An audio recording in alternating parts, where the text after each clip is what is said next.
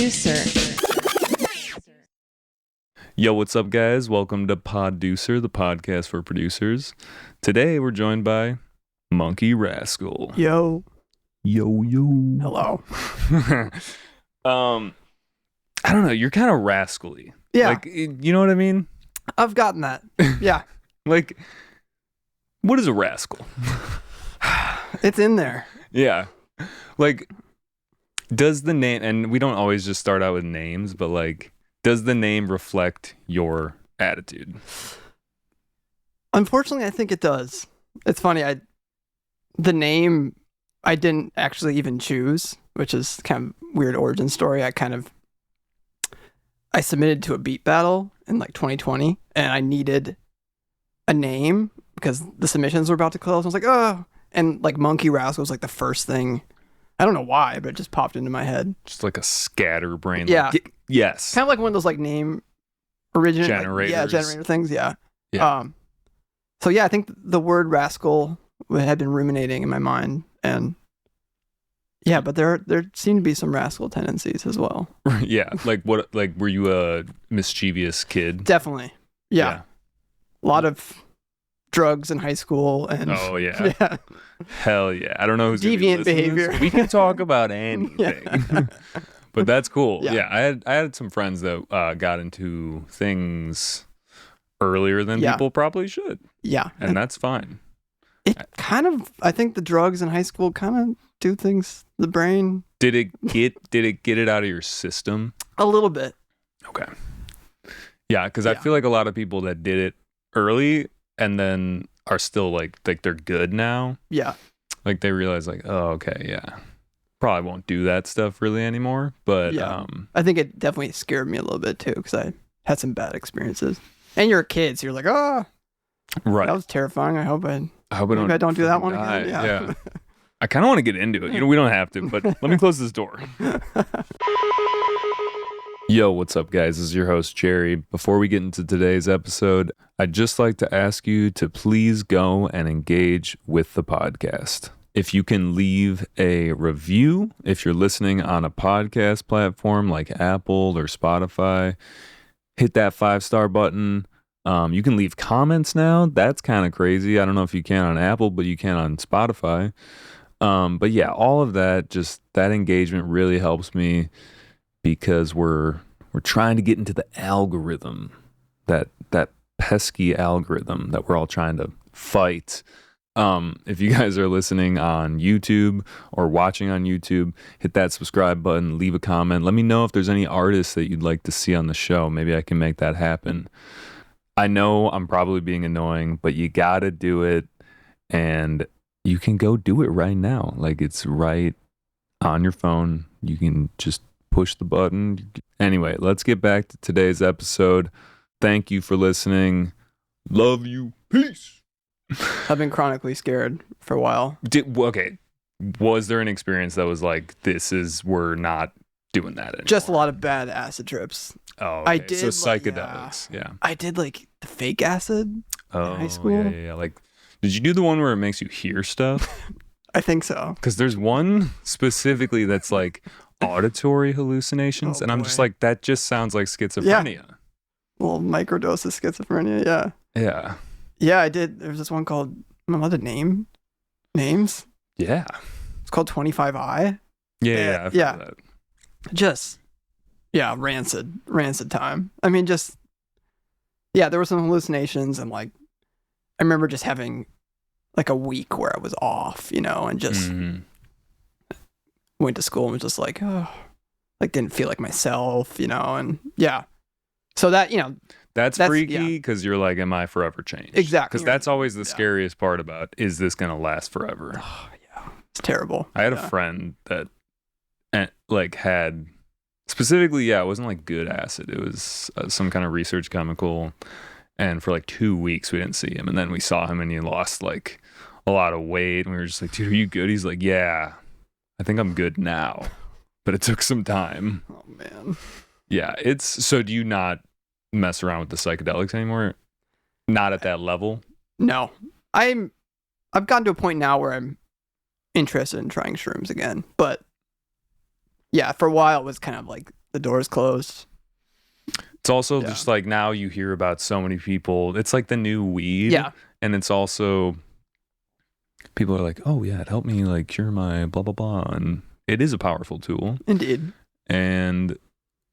But yeah, I mean, I feel like mushrooms, they're just way more accepted and talked about, and I feel like that's probably why it's like seeped back into your psyche. You're like, Definitely. all right, maybe we can give it another shot. And that was like my one positive psychedelic experience in high school. I did shrooms, and I remember listening to music with friends and just being like, whoa. We just even listened to like some kind of, I don't know, run-of-the-mill dubstep songs. I remember just being like, wow. Dude, Mount Eden dubstep? Yeah, that's my favorite throwback. So, well, that's because back in the day, most of the stuff was run-of-the-mill. Yeah. I mean, it has that characteristic now where you listen, you're like, what the fuck? It made a lot of developments. It's still actually, I like it sometimes. But I've talked about this before where like you listen to Skrillex now and you're just like that Scary Monsters and Nice Bright stuff, like unlistenable to an extent. Yeah, it's a lot. It's crazy. But I remember hearing that as a child and being like, this is fucking rad. I mean, I never heard anything like that. I was like, oh, you could do this? What is... Exactly. And I love that feeling. I mean, there are only so many moments in my listener experience of like just being dumbfounded and being like, whoa. What? You can get away with that? You can do that? Mm-hmm. And I love that. I love that too. I will say the first couple times I smoked weed and then listened to music, I was kind of like, this is like I'm seeing the music type of deal. You know what I mean? Yeah. Like I would listen to mixtapes, like electronic mixtapes, and just be like, this is fucking nuts. I have no idea how to make any of this, but it's cool. I actually like was better then because that wasn't analyzing it for how do I make it. Oh yeah. And it was just, I wish I could kind of go back. Me too. Every day. Right? Yeah. Because now it's like, oh, was that a square LFO? Like, yeah, unfortunately. It's tough. Yeah. All right. Well, we'll get into the boilerplate question, which I always ask people, but then I want to talk about kind of how you got into music. Totally. But the boilerplate is, what was your first concert that you went to? First concert. Independently or? I mean, if your first concert was you going alone, I feel like a lot of lone wolfing a concert is a different experience. And honestly, I would recommend it to some people just to check it out. You might make some friends. It's some of my best memories are those lone wolf. Yeah. I think my first ever concert would have been Santana with my dad. Oh, really? When I was like 9. Saw him at like a stadium, and it was not intimate at all. And yeah, right. He was just like, he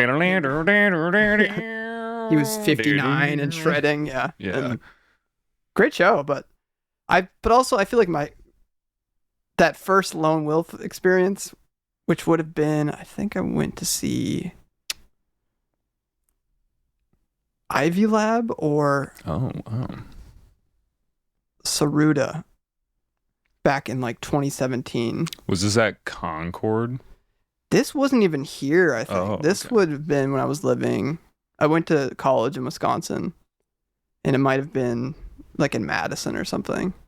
And remember, it was my first time at like kind of like a bass music type show too. Electronic generally, and I just just having like 8 beers and just going and just like, wow, this is fantastic. You're listening to Saruda just like destroy it. Yeah. You're just like, oh my this God. is crazy. Were you a fan of Ivy Lab or Saruda when you went to the show? Like you knew about them? Okay. Are you a SoundCloud guy? Yes, big time. Okay. Yeah. Yeah. Yeah. I was off SoundCloud for a couple years, but now I love it again. It's nice to ebb and flow with it. Yeah. Come back. Went to Spotify for a while and was like, this kind of sucks. Yeah. But you know what I did when I went to Spotify? I learned a lot about music that is like the music that everyone knows. Like you go back and you're like, oh, okay, I'm gonna listen to the Beatles and I'm gonna listen to like the most popular music that ever existed throughout the ages, and I kind of like learned a lot from that. Yeah. But it's not. I kind of don't like it at the same time. Yeah. SoundCloud, that's where you get the deep cuts. Yeah, and it's intimate. You get to see. You can comment. Yeah, I like that. I like the engagement part. And yeah, you could, a 14-year-old in Sweden put something out, and it's gas. It's the best thing you've ever heard. And yeah. It's the most creative. Like it. It's the most creative thing you've ever heard, and you're just like, I will never make that ever. And they will never make it again because they're gonna get older and shittier at making music. Yeah. No. I mean, that's cynical, but yeah, you'll probably start listening to house music, like yeah, something more palatable. Yeah, definitely. But okay. But yeah, I was a big SoundCloud. I kind of had a lot of the classic arcs of Carmack to. The best. Well, it was really, this is how I describe my arc, is my brother showed me like Lucky Me artists like Hudson Mohawk and Rusty, that sort of thing, and I had never heard anything like that before, ever. I was brand new to kind of, I had maybe listened to Skrillex in high school, but I didn't really know what electronic music was. And when my brother showed me that when I was probably 15, I was just like, oh, my conception of music has changed. And I just kind of became obsessed with that, Hudson Mohawk and adjacent people. And then, independently just discovered like Selection and Mr. Carmack and K Tronada and that stuff. And then that was such a good era of SoundCloud. Yeah. The best. Everything was super like melodic and then bass heavy. It was like trap, but like, just, I don't know. Really fired in all cylinders. Yeah. And Carmack, he did it for everybody. It was a wild time. And then, then kind of the reactionaries to Carmack was really fun to see too. And then, then I just got so into Courteous Family. That was kind of like, Dr. Dirt, Saruda. I don't remember who else, but other Hoppa people. And Woolly Mammoth and Hoppa, is that HAPA? Yeah. Yes. Just unbelievable producer. Crazy stuff. Yeah. Okay. And just listening to that music and kind of, the bass music of, the kind of like low end theory inspired bass music that was just so technically beyond my understanding. And, being new to production, you'd be like, I don't know how they did that. Mm-hmm. Like I'd listen to Saruda and be like, how do you do that? Mm-hmm. And you just keep listening. You're just like, wow. I miss that feeling, but yeah. I still feel that way. Like when I listen to your music, I'm like, this is hard to keep straight, but there's something that keeps me coming back to like in the beat specifically. I'm like, oh, okay, that's like the anchor. You know what I mean? There's got to be an anchor because it's super swung. Absolutely. Whatnot. So you're making music as you're listening. Like when did you start producing? I think I officially started producing when I went off to college. I got my own computer and like at that time I had Reason, which is kind of a harrowing way to learn music production for the first time. It sounds confusing. Yeah. It's like, wait, I gotta plug this in. But it's on the computer? What's happening? It's so patronizing too, because you're like, oh, you're going to learn how to wire things. And you're like, I don't want to. I just want to make beats. And I started, very casually making things in college. But then at that time, I discovered those producers on SoundCloud. But I was like, I could never do what they're doing. And, you kind of have that. Yeah, one day I can aspire to make something close to that technicality, but it took me a long time to realize I kind of just had to forge my own, and figure out my own way into expressing myself. Because for a while I was like, oh, man, I wish I could do that. It's helpful, yeah.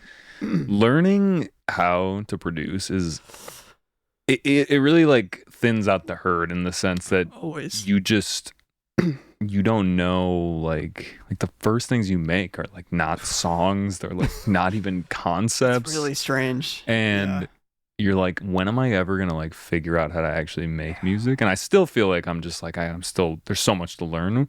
But Yeah. The way your music sounds when you start is so specific and demonic almost, because it's like yeah, it's a very specific quality to it. I just remember trying to break the rules way too hard Yeah. before I was like even knowing what song structure was. And that's a big ish. Yeah. But yeah, I feel like once you kind of once there's something slightly tangible to grab onto and you like have, you know what I mean? Then you're like, oh, I'm going to put the drums like this. Like this is kind of how I've done my drums in the past. Yeah. And then you start like actually creating something. It's a good place to be, but to get there is tough. Yeah. Like I feel like for people who are just starting out. And the other thing I wanted to say too is like, I didn't have Splice when I first started. I feel like I had other sample packs, like I would always find stuff, but I was so like, I'm not going to use like sampled melodies or chords or anything like that. Like I'll use drums and I was very like, I got to make everything myself. Yeah. But I mean, now though, you can, like if you have Splice, you can have super high quality stuff. Just put it down and, you know, you could kind of make a song and be like, okay, I didn't fully make this, but it would teach you better at least. I think Absolutely. I was super stubborn. Yeah. Yeah. No, this place makes it so accessible and good for that. Yeah. I think it would have really helped me too, to kind of just like, oh, you know, like these sounds that you're gatekeeping from yourself, you could just kind of go find on Splice. And that's what I love about Splice. It's just kind of like, oh, sometimes when you're making something and you just hear something that you know you want in your song, but you couldn't necessarily create it in that moment because you're not a master of synthesis or this sound design technique. Like, it's nice to just be like, all right, I can go and Splice and search for it and kind of use it in my song, and I can still change it and kind of, you know, mess with it, but like it like kind of knocks down that barrier of like, I have to build it from scratch in a cave. Yeah, like yeah. The forethought I gotta fucking be alone and like I gotta tweak this knob in a cave for 1,000 years before I can use this. Yeah. But do you feel like you're a good learner, or like, because I feel like I'm not in the sense that I'm so stubborn and I literally have to learn it my own weird way. Like if I was smart, which I think I am in my own way. Yeah. I'm not just going to completely throw myself under the bus, but like if I just did things a little bit more by the book, I don't think it would take me as long to like learn something. But I do feel like maybe the way that I do it, that I don't fucking know. No, it's just the only way that I can do it, I think. Oh, I'm a tremendously bad learner with music production, even specifically. Like, I just do things. I still don't know most keyboard shortcuts. I'm doing things so slow. Yeah, you're and clicking a lot. I do things, kind of, because once they become habitual, and you're just kind of like, ugh, I know I can achieve this through this process, and you kind of just get used to it, and you don't really bother to like kind of unlearn it, or like, oh man, if I just watched like a couple YouTube tutorials on this thing, I probably could have. But yeah, I think I have a similar thing where I'm just, the stubbornness and kind of just, because it's also just about what works for you, and like, if it's not really affecting your ability to make music. Yeah, if you're just like maybe slower or something. I'm definitely not slower. that big of a deal. Yeah. Just so people can kind of know what we're talking about. What's a good track to start with? Should we just foyer into MonkeyRascal? Yes. And also, like if they had never heard anything from me? Well, just like what would out of these, what would you like to start with? And if you had to genre yourself, just like, dude, you know how like people are like he, him, like all the pronoun stuff. I feel like producers should be forced to genre themselves. Yeah, no, it would be interesting to hear. No, I'm just kidding. But yeah, That would be I'm always interesting. interested in to see how people perceive the genre they're making and kind of the audience. Like, sometimes there's a dissonance because the way I describe my music, sometimes I notice that people in the audience think about it a different way. It kind of has a different. So, but yeah, I would say for listening, maybe one of my newer ones, perhaps Sploinked. Yeah, let's hit that. Yeah, Sploinked is a good foyer into my wonky, swingy, sort of melodic, but minimalist melodic. Yeah, genre wise, it's tough. It's the root of it has always kind of been hip hop. It's been kind of pocket based hip hop, so I'm always kind of coming at it from a drum programming perspective. Like I usually start by like coming up with a drum groove and trying to like swing my drums as aggressive as I can. That kind of was how I started this project, was just like I just want to like swing things so hard to where people are like, how is he getting away with this? That's kind of like, how am I still grooving exactly to this? That's kind of always been, that's some of my favorite records are those where I hear grooves that are like, I don't know, I feel like he shouldn't be getting away with this. Like, the snare is so early and this hat is so late, and it's just, but somehow my neck is just still. Like, it's moving in a circle. Exactly. It's not back and forth. Once you get that like really demented neck twirl going, then you know it's good. Like, yeah. Like the snare's hitting you this way, and then the hats are pushing you this way, and you're just like, oh. You're being bombarded, but it's all good. Yeah. Yeah, exactly. Okay. When I was listening to some of these earlier, and when I've listened to your music before, I was thinking bounce. Yeah. But and I really don't even know what bounce is besides like, like Palpa or like Vince by Vince. Like, those are the bounce guys I know. Yeah. But yours is even more like, I would say like experimental bounce. Definitely. Or something. Something like that. Does that feel? I think it's consider it adjacent in some ways. Okay. All right. I love those guys. Yeah. Yeah, I feel like wonky is probably the best descriptor. Okay. Because I think, rhythmically, it's Tim Burton. Yeah, Tim Burton. Yeah, definitely. Tim Burton. That's great. I like that. All right, let's run it before we describe it too much. Yeah. It's the first one, right?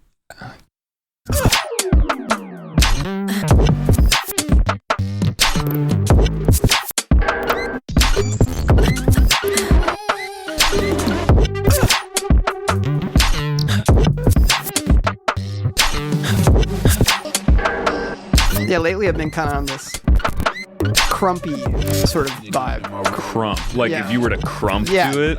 Exactly. Very swung, but crumpy. Yeah. Like that you're like dance fighting kind of yourself? Exactly. Okay. Attitude like fuck me, baby. Let me see some she wetter than a pool now. When that thing go up, then she go down. Yeah, this takes a lot of actually inspiration from halftime-y stuff. If you're familiar with kind of Chi and John Casey and people like that, very like the bass music world, Niggas in my red Mercedes. Attitude like fuck me, baby. Rolling deeper than the dead when we go out. If the ladies show up, then we show out. My girl in my red Mercedes. Attitude like fuck me, baby. Let me see some she wetter than a pool now. When that thing go up, then she go down. Oh. He paints a vulgar message there at the end. I wasn't even paying attention, but yeah. Sometimes the lyrics will hit you and just like, wait, what? What was that? Because most of the time I'm listening to the beat and then I'll be like, wait a minute. Always, yeah. Huh? So, okay, yeah. Sploinked. Sploinked. Like, yeah, sorry, sploinked with the Sploinked. That was one of those, a title that I kind of thought about in advance. I was like, oh, that'd be great. Maybe you talked about how like, you start with drums a lot of times. Is that how this one was? Do you get the drum groove and try to just feel it first? Yes, pretty much always. It's kind of,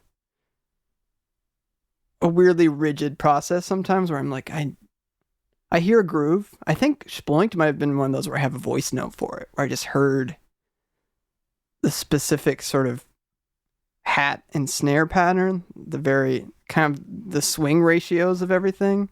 And I start beatboxing it, like if I'm walking around, kind of insanely. And then like, I gotta go home and kind of work on that and program it. And yeah, that's kind of the hardest part, is getting the pocket of the drums exactly how I want them to be. Because I'm trying to kind of push things around as much as I can, make it as wonky as I can without it being, it has to be anchored enough. That's the hard part too. It's like,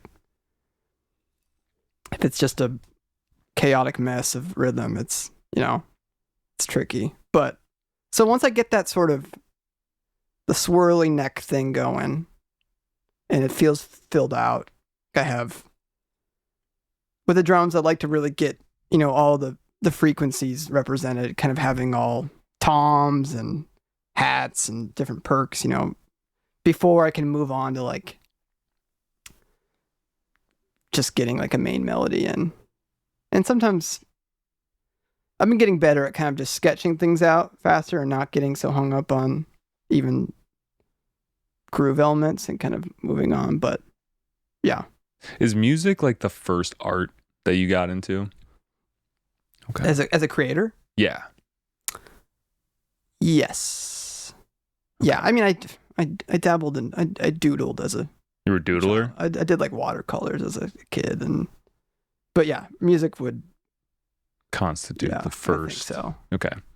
Yeah, I was just curious because this to me is just very creative. Oh, like I think a lot of people who aren't SoundCloud people would be like, I don't know what to do with this. Oh yeah.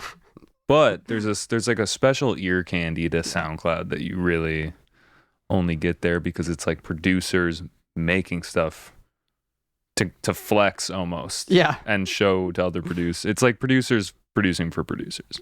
Definitely. Not always, but there is some of that. Yeah. That's what I love about it. It's very. Yeah. I've also experienced when I showed this to somebody who's not familiar with the realm of SoundCloud, it gets this sort of bewildered, like, it's not a bad thing. Like I showed my music to a coworker semi-recently, just kind of because he kept asking me about it, and I just saw on his face, it was just like that look that's like, this is what I don't know what to do with time. I'm concerned for you, and I'm trying to be nice. Like, he has that kind of blank expression, like, okay. It is divisive in a way where it's in a good way, because if you show it to someone and they're like, dude, what the fuck? I didn't know you got down like that. You know what I mean? It's like, yeah. No, it's a good thing too that they're bewildered, because I think if it was something that they could just be like, oh, that was cool. Oh, yeah, I understand. Yeah. Just something familiar and kind of like, oh, you make indie rock? Cool. If they're scared, I think that's good. Oh, okay. You should try and scare your coworkers a little bit with your beats. I think that's like, if they're not like, 12% a little bit more alarmed by your existence, then yeah. If they don't visualize seeing you like in a straitjacket, just a little like straps. Exactly. Yeah. Then you're not doing it correctly. Yeah. Do you ever think about like, so let's go back to the origins a little bit. Did you start making stuff like this? Or did you have different phases? Did you have different names? A lot of phases. A lot of names. Emo phase. The phases were just, I mean, when I first started, it was like, my reference points were all over the place. I was like, I'm making Lil Wayne beats. it was always kind of hip hop, in some way or another. And I jumped around, and remember in college I would make like remixes of things that were kind of similar to, I don't know, things you might have heard on SoundCloud at that time, but really I wasn't confident or bold enough to be weird yet, or good enough to be weird, if that makes sense. Kind of You got to be good to be weird. Yeah. I totally get that. Yeah. It's going back to the breaking the rules before you know them type of deal. You kind of have to like hone it in a little bit. And yeah, I made some really conventional music for a while it was bad because it was so bland, you know? But I was trying hard to like, oh, I want to make like conventional R&B music and this and it taught me a lot of things. And then over time, like my taste form, I think that's a big part of it too, was my tastes were just always evolving. And I didn't know how much I liked swung drums for a long time. Like I had a feel, I started listening to things, and a lot of the things I like were drums that were unquantized, but I didn't know that at the time.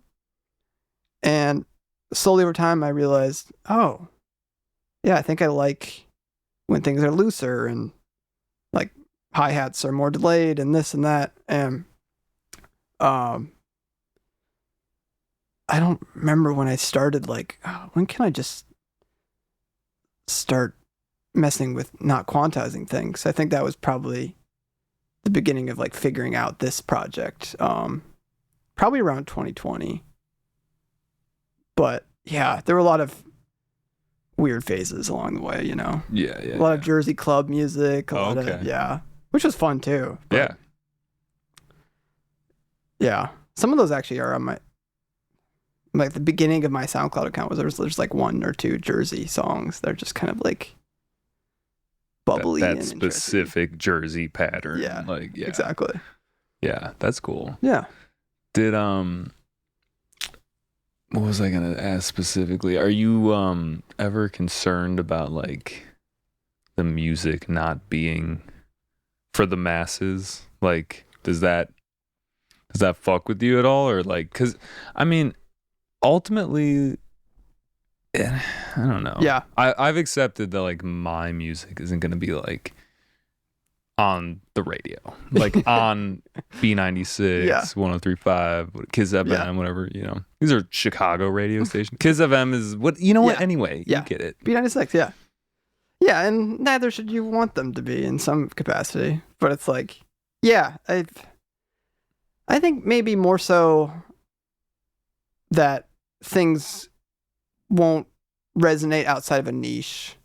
Because I think, I mean, I'm very happy being in my niche and making music that resonates for people who like this style and kind of people who listen to, you know, the stuff I grew up on, the kind of the Flying Lotus, Low End Theory, LA stuff, all that, you know. I think there's like a pulse for that still, and kind of, I think as niche as Flying Lotus is, he is also part of the mainstream in some way. Big, yeah. And I feel like so many of us are kind of, I think more so than people would like to admit, like are kind of reacting to what Fly Low did, is that he kind of found a way to express himself so freely and esoterically that like it blew people away, and he could just make these masterpiece electronic hip hop albums that are like, yeah, just still so much so that, you know, like, oh, he could have Kendrick Lamar on his album, and like people kind of came to him, you know. And that's what's really inspiring to me. It's like, do something so well in your own taste and your own sound that the mainstream in some form might come to you, might like what you're doing. Not that you, like, in some form, maybe it will resonate with this part of the mainstream, or like, but yeah, it's tough, you know, like, you know, like Charlie XCX, like she had her popular songs and like was whatever, that fucking Icona Pop, whatever, yeah, you know, that one. And then she just like started working with Sophie and a bunch of like hyper poppy people and like some really talented producers, and then stayed in the underground for a while. And now like has built it back where now it's like the fucking club culture is the mainstream. So like maybe this, especially with everyone fucking with AI and robots and shit, you might be like, dude, this is like robot music, bro. Exactly. Yeah. That whole arc is so inspiring. The PC music, everything they did for culture, and to see Charlie XCX now, it's So that, that's such a great example that it's like you can make do your thing, Yeah. Follow your taste to the end of the earth and like do it the best you can, and like people will come. People will show up for just somebody who's really has a point of view and wants to share it, in a really because it sucks when Dude, it's like that is the biggest thing, and I don't know why it's like I feel like I've probably been told this many times, but like your point of view is literally all you have. everything. And you can like, so tell me what you think about this. It's like you can go through life kind of just being, I don't know if a follower is the right word, but like someone who's kind of like a chameleon that like goes into environments, kind of understands what's going on, and then reflects back like, this is probably what I should be saying. And you can go through life and probably be pretty successful doing that. Yeah. But as a creator, I just don't fuck with those kinds of people. Don't do it. Because I want your point of view, even if I completely disagree with it. Always. I want to tell you, you're an idiot. Please. Not to your face, but like, I want you to have your own authentic viewpoint. Yeah. Otherwise, I don't find you interesting. Exactly. Yeah. Yeah. And especially with music, you can tell when people are, and there's nothing wrong with, I think, I think Learning. a lot learning and mimicking, because Yeah, I've mimicked over the years, and it takes a long time to find a way to express yourself in music that you can execute and communicate well, But For sure, yeah. I think a lot of things I hear, I feel like now on SoundCloud, my first thought is always, oh, this is really good, but this feels like an iteration of this other thing that's also executed really well. And I don't know. I know this is a really good song, but I don't feel like I can feel the guy behind the computer making it. Like, I don't feel the point of view. I feel it sounds like a really well executed thing, but I don't feel I know this person, and I don't feel like the personality of the individual is necessarily coming across. But it's a great song, and it's like, wow, I love it, and there's nothing wrong with that too, Just I also feel like there's a level in the sense that like, like if you're making stuff and you're into it, you know what I mean? Yeah. Where it's like, maybe you do try out some other different styles. Maybe you are an artist that has a certain style and you want to try something different and you want to go for that. Like, that's okay. Or maybe there's overlapping people who are making a certain genre. Like, let's say it's like deep dubstep or something, and a lot of people are kind of like piggybacking off of each other and like making this thing, even cooler. That's super dope too. Indeed, you know what I mean? Like, I'm not saying that you have to be like so unique. Yeah. Every single person has to be completely different. That's not possible. Yeah. But like, I guess it's just, specifically. You still want like a dosage of their flavor. Do you believe it? Yeah. Like, and through music, it might be hard to hear that. Like, if you hear someone talking, you might be able to understand if they're like what their conviction is. More so, like, do they actually believe what they're saying? But through music, it's a little bit more ephemeral. Yeah. You're like, is that a splice pack? What is that? Like, what is that? I don't know. Yeah. But I mean, no, that's well put. Yeah. Yeah. It's did they have fun making this? Were they giggling when they made this? Will you be able to tell? Yeah. But I don't know. I just think people they have some kind of sensor, especially if they listen to a lot of music or something, that they like know if it's bullshit. You know what I mean? Yeah. I feel like people's BS sensors are getting really strong. better. Yeah. They're getting better because there's so much stuff that is just like, think about how much stuff you go on the internet that's just like, is that AI? Yeah. You know what I mean? Yeah. Like that wasn't even a thing like 2 years ago. Yeah, people's radars are up. Yeah. Yeah, which is, I think, necessary and good. Yeah. But yeah, it's like,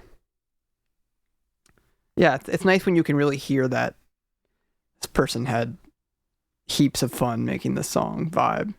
For sure. When it comes across, it's like, wow. Yeah. God, I love those records where it sounds. I mean, that's my favorite foot in the door with music is when I start something with like almost a satirical thing in mind, where it's almost making me laugh sometimes when I'm making a song.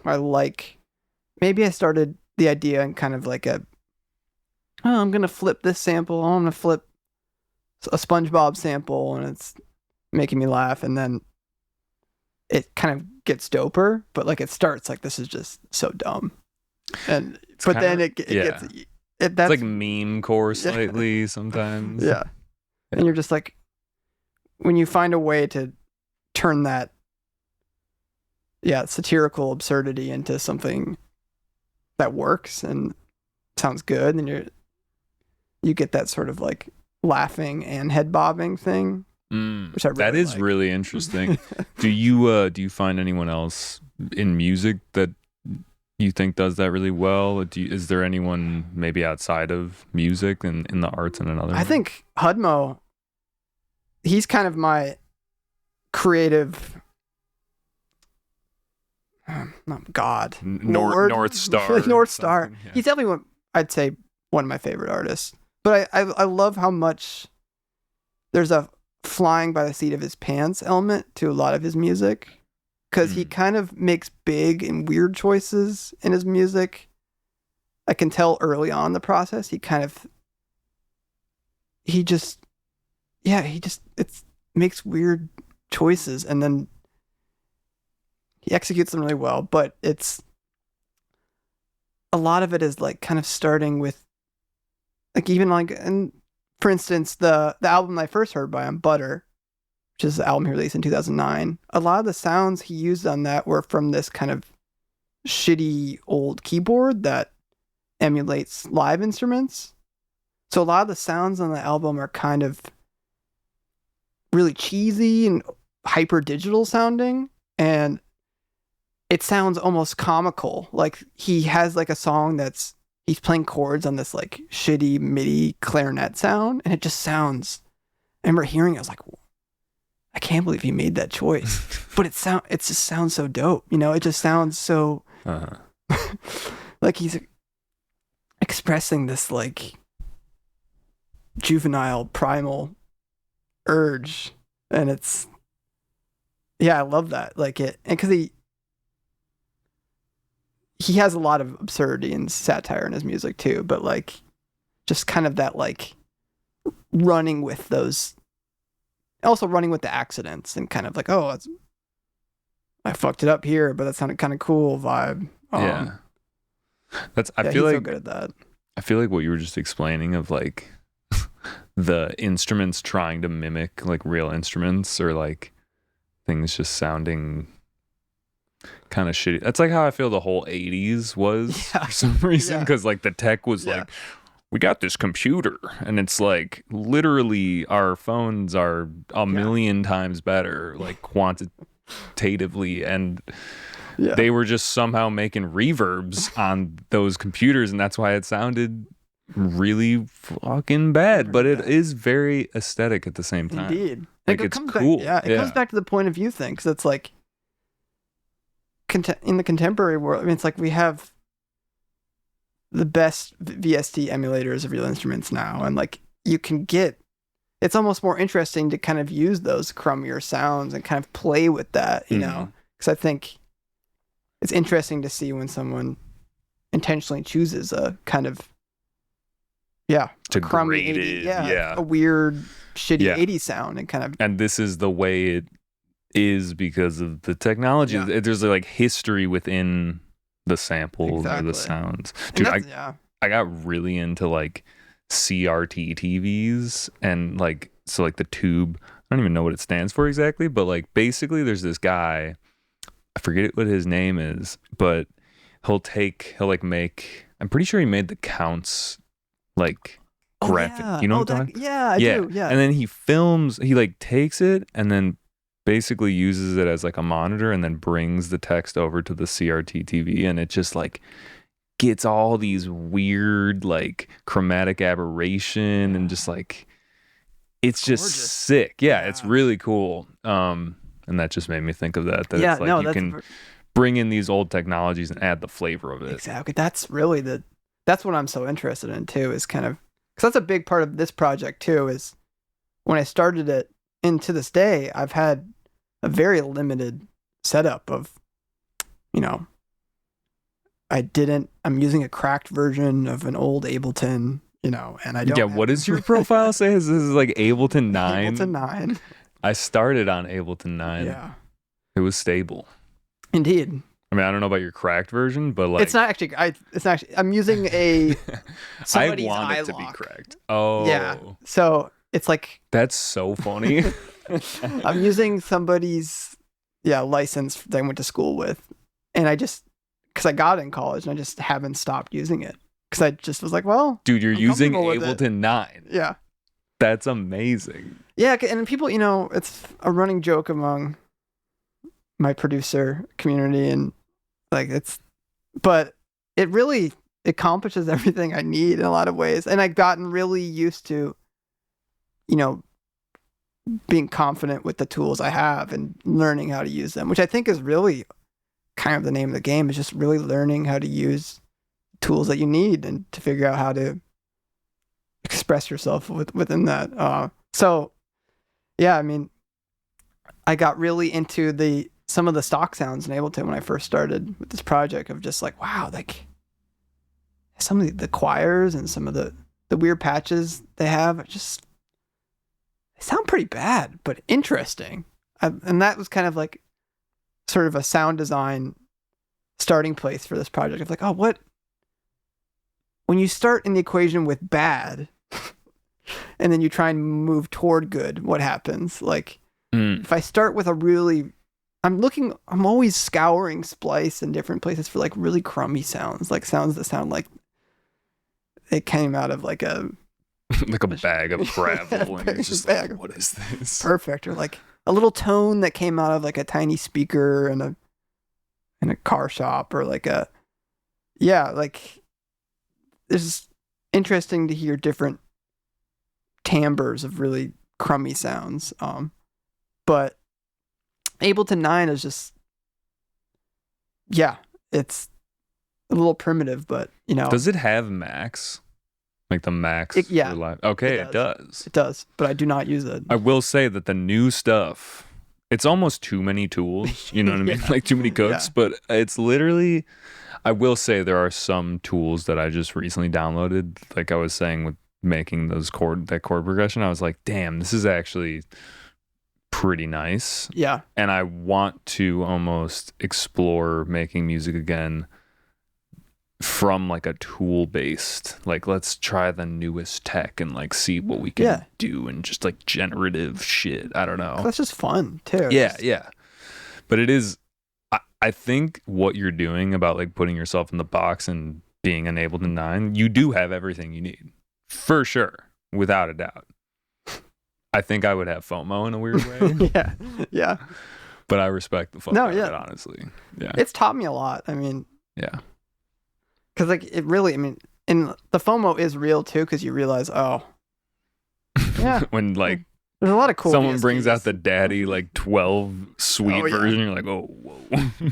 Yeah, I've been around. Oh man, I've seen 12 in the flesh, and I'm like, wow, that's crazy. What is that?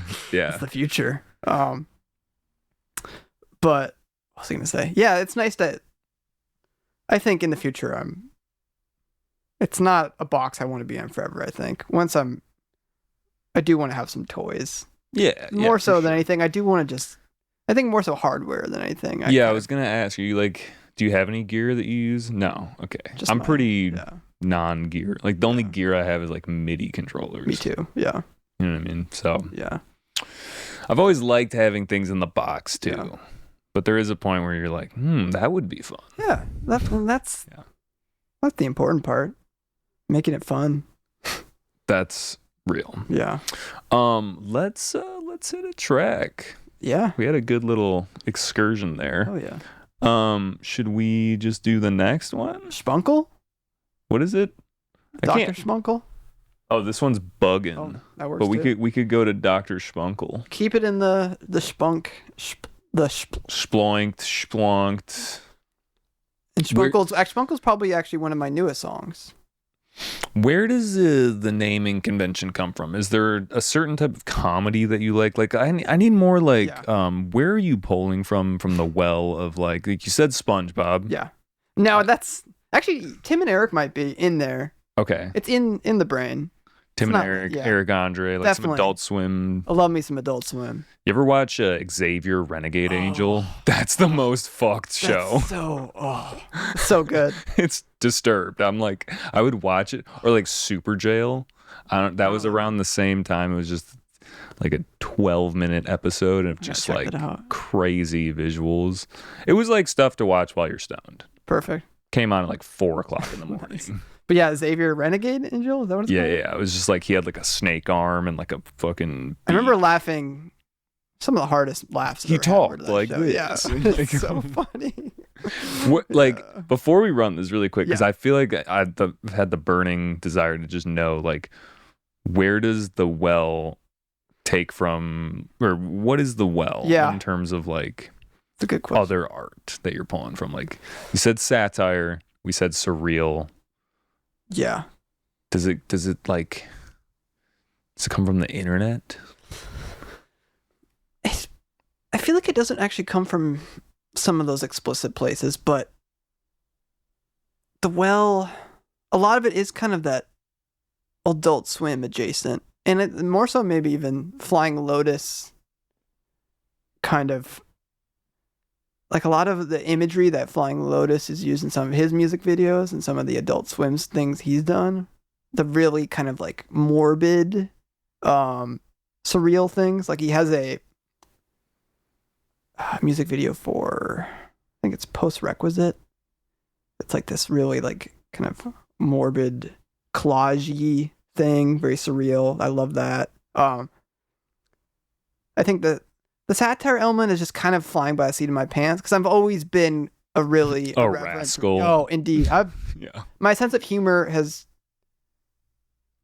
been a big part of my adolescence, and in high school I was just like, I was a bit machine, to faults in many ways. You ever do like stand up? No. Okay.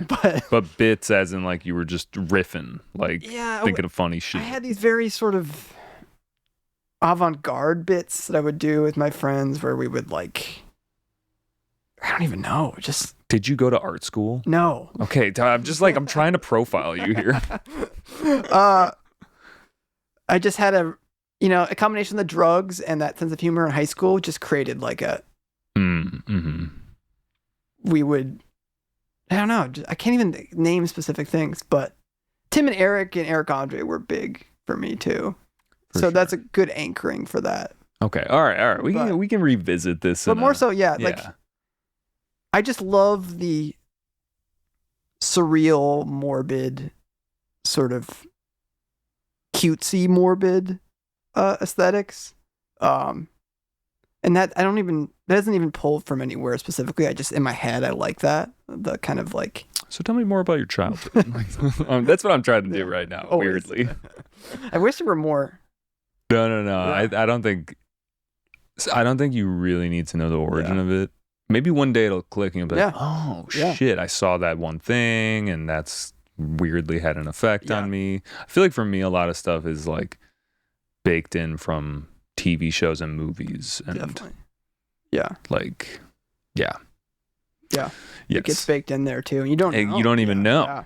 Yeah, it's just, you're like, oh, I like Hawaiian music because I watched SpongeBob and there was like a steel guitar and I'm just like, oh yeah, subconsciously. And then you're just, that's what I'm saying. Like the well isn't something you choose. Yeah. It's literally just like you see it with your eyes and you hear it and you're like, now it's just in there. Exactly.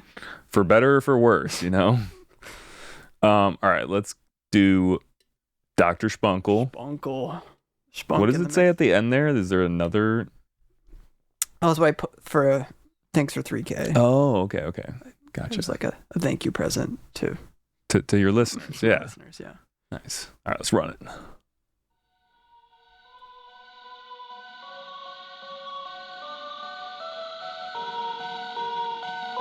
Spunk.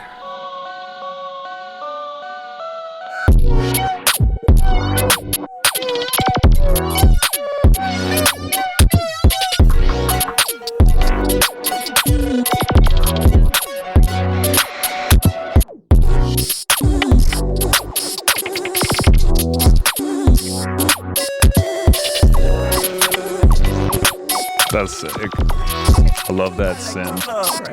They don't trust us. I just put it in the mouth, she need to touch us. And my lifestyle Tempur-Pedic need to rough up. I walk in the fucking meeting, are you starstruck? Baby, you've been blessed to see it. My cousins say that I'm a menace to society. When I feel famous, bitch, I do it quietly. All my niggas keep the judge, I know they tire me. Toxic, but won't let me leave something. I like that. Is this? Are you playing this piano? Nice, very nice. Last time I checked the energy was bipolar. Last time I checked the baby mama had an odor. Baby mama had an odor. But then it just Love that one. reverbed out. It's like a full track reverb moment. Yeah. Last time I checked, I'm the one that teleport. Last time I checked, I cut you off with no remorse. Last time I checked, I was quick to go report. If I cancel, then that mean I had some shit to do. If I cancel, I was in the project in the coop. If I cancel, what the fuck you think you talking to? If I cancel, call my eldest bitch and tell her deuce. If I then that mean I'm probably at the bank. If I fuck my bitch, I gotta keep her safe. If I take her taking off her face. If I say she want a smart nigga with taste. I can't talk about other shit that I didn't do. I can't talk about other bitches I didn't hit. I can't talk about other niggas that got fed. My pockets be blue, but my eyes they still see red. From the loaf I make the bread. That's wild. Thank you.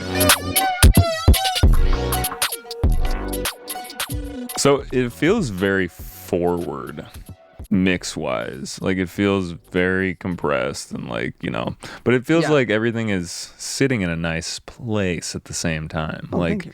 mixing wise, how do you approach these songs? Is there like a lot of side chaining going on so things can breathe? Yeah, I'm definitely a crunch forward type of guy. I love really crunchy drums, like you said, like saturation and Yeah. parallel compression.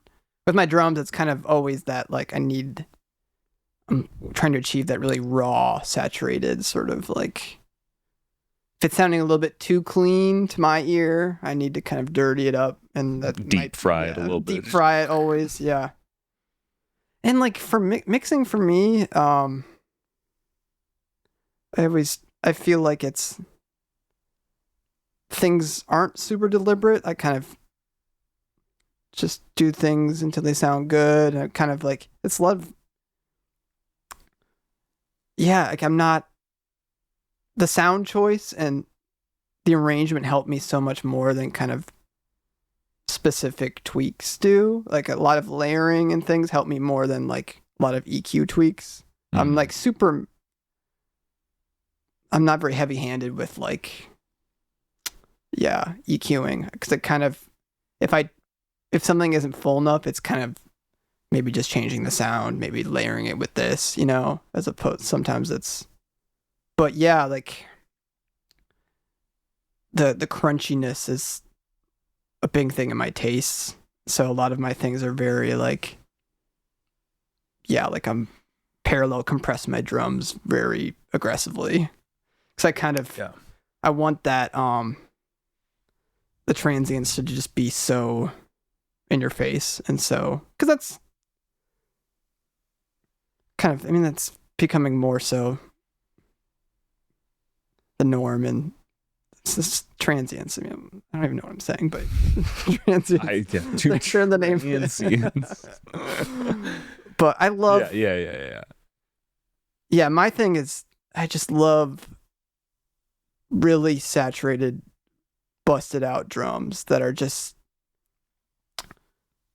crunchy, and I love putting like a Ableton guitar amp on drums and kind of messing with that and kind of getting that, just any sort of grit. crunch, yeah. Does that sound confident enough? That's what I like in my mixing style, is just like thinking about making things really come through clearly and confidently. And sometimes that might be a mixing issue, and sometimes it's like you just need to maybe take something away, let that sound kind of, or make something really mono to where It's you bring right in the center. you just bring in that poking stereo crazy sound that makes that mono, or Yeah. the tiny mono sound makes that crazy stereo sound even crazier. So it's all, those relative choices are super helpful. Like just thinking about those just relationships between sounds of like, oh, if I have this really tiny snare, it will make, when it flams with this kick, the tiny snare will make that kick feel even bigger, and then you'll have more room to do this with this thing. Like kind of creating room with your choices. It really helps. Like, and just listening to kind of like people who are super good with using the frequency spectrum and kind of stereo field, and hearing how they like back to the stereo thing. It's like, yeah, if you have everything is wide, then nothing's wide, the relativity is so important. So yeah, I think being really smart with sound choice, and that really helps it really helps everything. You don't really have to mix that much if you're not like shoving too many things that are in the same frequency band together. Because you're just like, yeah, we're good. Yeah. I'm gonna get a beer. You want a beer? Sure. Extra beer? Okay. Oh, yeah. Let me make sure everything's recording. But we are back. And yeah. Hey, brother. Podcast. You ever listen to any podcasts? Are you a podcast guy? Occasionally. Yeah. Do you what do you do for work? Currently I'm a barista. Oh. But before that, this is pretty recently that I became a barista because I was working in special ed for 3 years, and that was just very hard emotionally. And Yeah. kind of At a school? Yeah, it was a school for pretty moderate to very severe autism. And yeah, it was really fun and challenging and interesting for a long time, but yeah, it just got too hard to like, I was taking it home every day. It was just like, I couldn't turn it off. So did you go to school for like education? I was a psych major, and I now we're getting into the well There somehow. we go. No, I don't know. I had an internship in college with the school psychologist, and kind of, so I worked in classrooms a little bit. And Does it get dark? I mean, like, does someone ever come in and you're just like, damn, you got it rough, kid, and I'm sorry. No, it did. Yeah, it did, and it is. But yeah, I mean that's kind of after college. I was like, looking for jobs, and I stumbled upon different like agencies that did like there's different in schools. There are kids who have one-to-ones. I don't know if you're familiar with that terminology. Like, as in they work with another person to kind of learn. And Yeah. That's like their guy.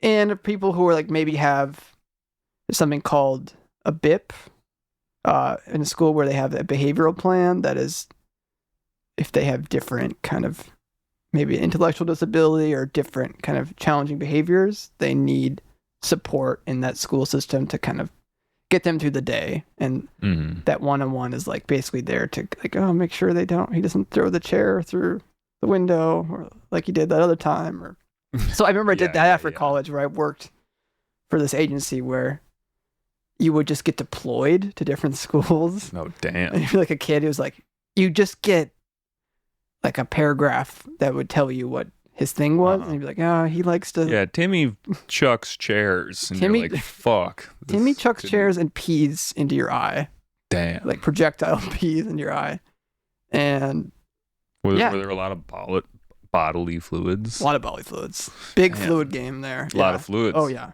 huge Damn. fluid. I don't know if I can get down market. with that.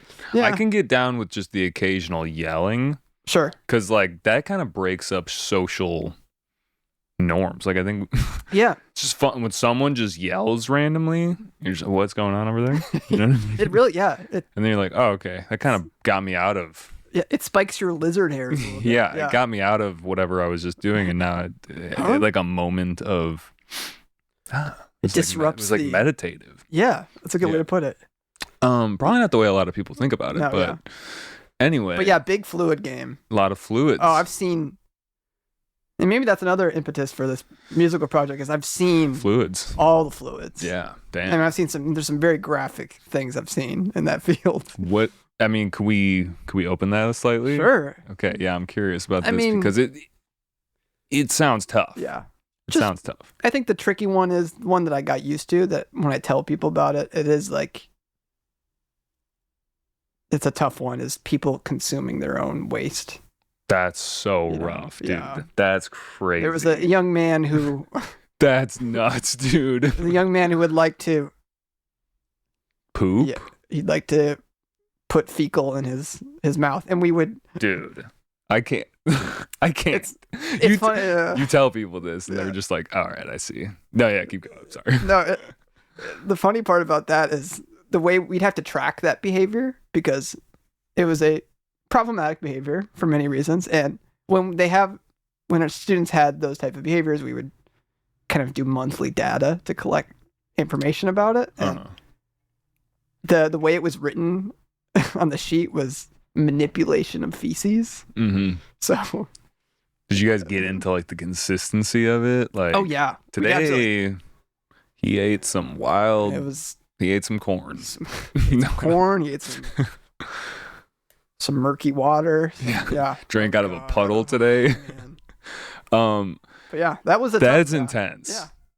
I had a visceral reaction. I was Oh, like, yeah. no. Yeah. I think poop jokes are funny, but when we talk about eating poop, Oh yeah. it becomes to a level where I'm just like, Yeah. that's nasty.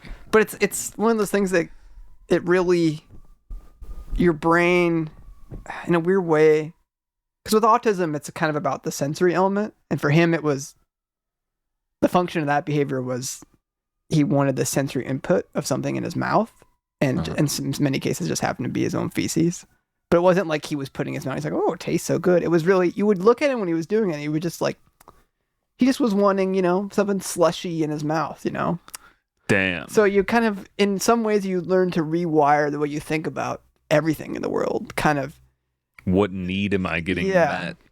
And that's kind of the beauty of that field, is like you're on a very basic level, just like, oh, like everyone, like you said, what needs are being met, it's like this very like, you stare this thing in the face and you're just like, oh, okay, well, Mm-hmm. saw a man eat his diarrhea for 3 hours, but I can go home and be fine. And Would you make eye contact? While Many he would do it? times. Would you have to stop him? usually it would be, I would catch him. I knew him well Right. enough where I could catch him before he even got there. Okay. The antecedent. Of, No. like, I almost said his name. Yeah. Just a beep sound. Yeah. Because he would have like certain like precursor behaviors, and you're like, oh, he's about to. He's itching for it. Oh boy, he's about to go in there. I don't mean to make fun of it, but it's just like funny it's to be tremendously itching, funny. Yeah. itching for your shit.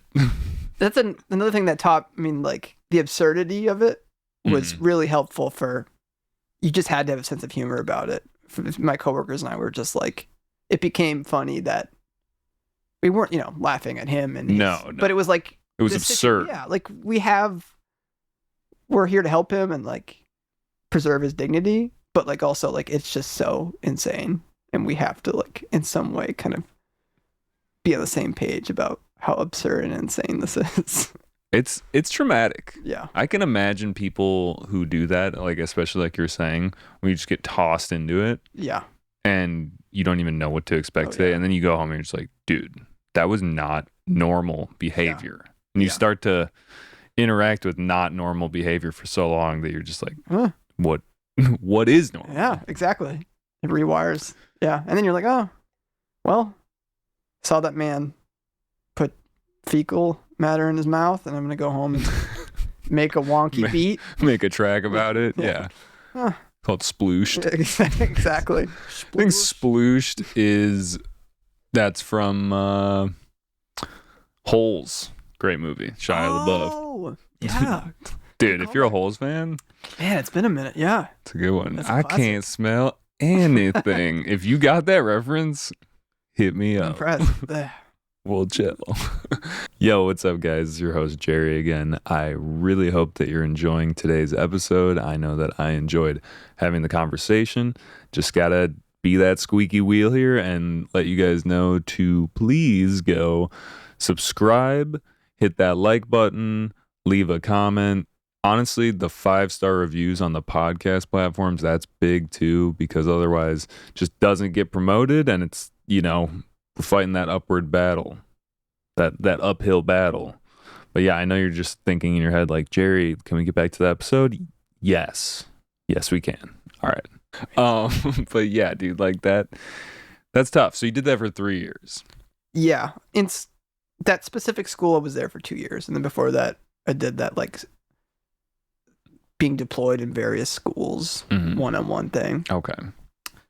And even before that, I had done, worked at this nonprofit, and then so it kind of bounced around. Is it gratifying, like work, in the sense that you feel like you're doing things for a good cause?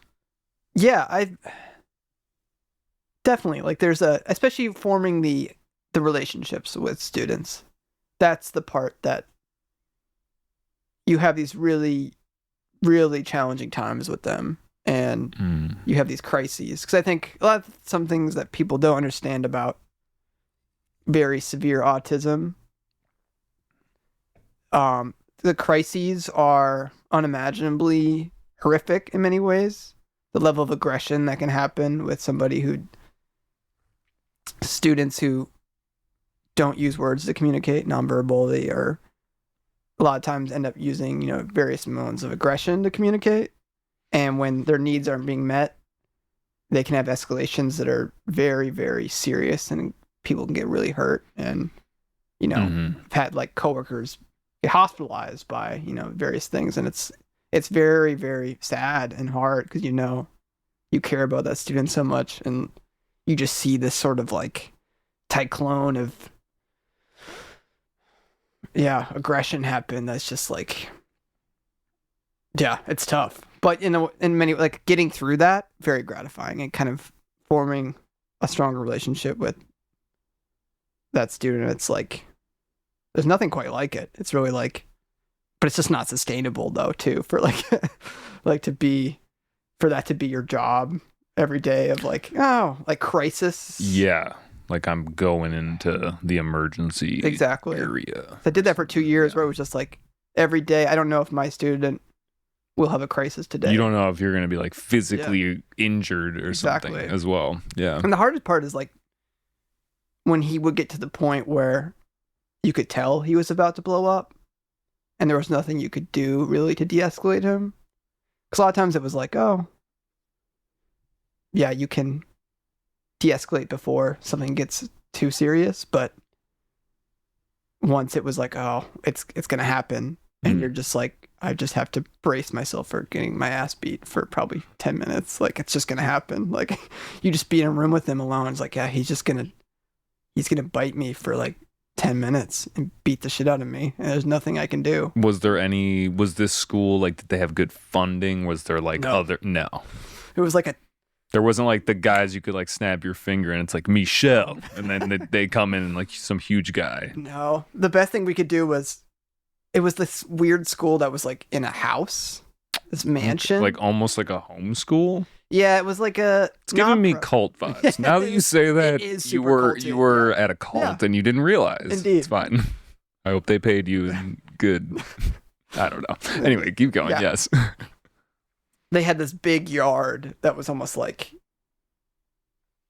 we could close, like we could make sure nobody else would go in the yard if they were having a crisis, so they could just the two of you could be alone there and have a lot of space. And if they were gonna try and beat your ass, you could kind of run away. And Did you ever have to like beat them back a little bit? Like you just kind of get a little jab in there just to like kind of fucking. Yeah. Luckily, it didn't even happen instinctively, but there were times where like there were different holds we could do that were like safe, but it was hard. And sometimes getting into those holds, you kind of get into this is crazy. Yeah. It was literally like they taught you jujitsu to deal with these kids. Yeah, that's crazy. Yeah, it's a crazy world. You might have to jujitsu. You might be good. You're fucking like just get that monkey in you and just grapple someone. I might have to dabble. Yeah, you might have to dabble. I might. I mean, you got some experience, so Indeed. you know some holds. I sure do. Oh God, yeah, dude, that takes such a level of patience and understanding that I just don't think most people have, and I mean, I commend you for that. Honestly, thank you. Yeah, and I understand why people don't have that level of patience, and I think something that's just always been an interest of mine, of like working with people that have that sort of vulnerability or something, whether it be intellectual disability or, you know, addiction, or I'm kind of interested in deviance in a lot of ways. Like I think I want my next job to be like, oh, maybe working at, I don't know, an addiction center, or like this, you know, I like the tough stuff. What you said about deviance, that's interesting, because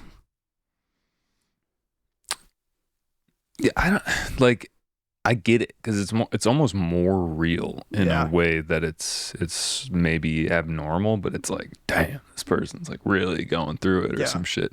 You kind of got a deviantness. I don't know what it is. It's like a fun, I don't know what it is, but you got like a deviant nature. I don't know that well. I'm just telling you. No, deviant nature. I identify with that for sure. Okay, cool. I think it comes across in my music too. You know, just like. Yeah, I think we're getting closer to the center. Yeah. This whole podcast, I've been trying to like get closer to the center here. Yeah. There's deviance in my swing. Yeah. My swing is about. I think when I started this project, in some way or another, my feeling was like, I just wanted things to be as wonky as possible. And I would hear things that were swung, but I was like, what would happen if they swung it a little bit more and did this? And what if they used the laser snare sound of the snare, and then they used the unconventional snare-ish, the transients. Remember when you just said that, where you're like, dude, transients? Transients, dude. That was a good moment, honestly. Yeah, dude, I mean, I get it. It's like pushing the limit a little bit. Yeah. In a way that it's still, because the hard part is, the anchoring and figuring out a way to make it resonate enough. It's kind of all coming back to me, in the sense that like one of the first things you said was like, when you're listening to music and you have that moment where something actually impacts you, and what you were talking about with Hudson Mohawk and him taking big moves and doing these, you know, bold statement type things. Yeah. Like you resonate with that because it's either going to be a hit or a miss. It's kind of like comedy. You tell that joke, you tell that bit, and either people fuck with it, or you're just sitting there like, well, I fucked up. Like that was, now I have to feel what it feels like for that not to resonate. Yeah, exactly. Yeah. But it takes a boldness to do that. Definitely. And to stick with it. To have that angle like we were talking about. Yeah. Damn. And I feel like I just learned. No, that's what I love so much about, I think what's so great about, you know, Sophie, just the statement of the production, like Sophie's sound design and just it's so cool when you hear production that you can just really feel that the boldness really smacks you in the face and you're like, wow, like they really like there was nothing safe about that, but it worked. Yeah, to have something really dry and in your face, and then to not hide behind anything and just be really crass with it. I really like. Mm-hmm. I think I mean there's nothing wrong with good less bold music. But I like when it makes my blood boil a little bit. I think that's what I'm searching for instinctively a little bit when I'm listening to things like I don't know. I want to be at the end of the day, my all-time favorite things is just like when I hear it, I'm like I might laugh and smile and maybe I'll be angry at the same time because I'm kind of like I'm hearing it and I'm like, what the fuck? What in the world? You want to be affected by it. Yeah, it's great. That's what I feel like when we were talking about the things that are palatable, like I feel like that is what a lot of people maybe don't use SoundCloud for, is because this music requires like listening. Yeah. It's not background music. No. Yeah. I mean, maybe you could get to a point where you use it as background music for some, like if you're like designing some really, like for your music, I'm trying to think, I'd be designing like some real experimental like graphic design, something that I'm making, and I feel like that would maybe benefit in my thinking. Yeah. But like a lot of people listen to music passively as well. Oh yeah. It's just in the background. But this is like the kind of music where it's like, oh shit, I'm gonna put headphones on. This is headphone music. Yeah, you know what I mean? I'm gonna like sit here and listen to it, and that's all I need. It's encompassing because it pulls you in. Yeah. Yeah, exactly. I like both. I'll just say that. I like music that fully grabs my attention, and I really have to listen, otherwise I'm not going to get the most out of it. And then I also like music that is very passive. Me too. Yeah. Like there's a song, one of my most listened to tracks is by this guy. Wow, I'm forgetting his name. It's called Basic Channel, and it's just dub techno, and it's literally just like to me it just sounds like the inner workings of like my body. Like if you could like put a mic up to your body and it's just like boom boom boom boom, and then it's like real ambient and fucking, and it's like a 20-minute track, and it just kind of amorphously goes through it, and I'm just like, I love that. Beautiful. You know what I mean? Yeah. No, I mean there's like, I should clarify too, like there's a beauty and kind of simplicity and meditative and things riding out and being like, I mean, there's so many amazing expressions of music like that, Yeah. It's really, that's what I love so much about house music, and even like a lot of drum and bass and UK music I love to just have on more passively, even though it is also headphone music at the same time, which is also great about it. Like you can enjoy from a really technical place, or it's so like it's just so nice, it's just so, I think that's really powerful too.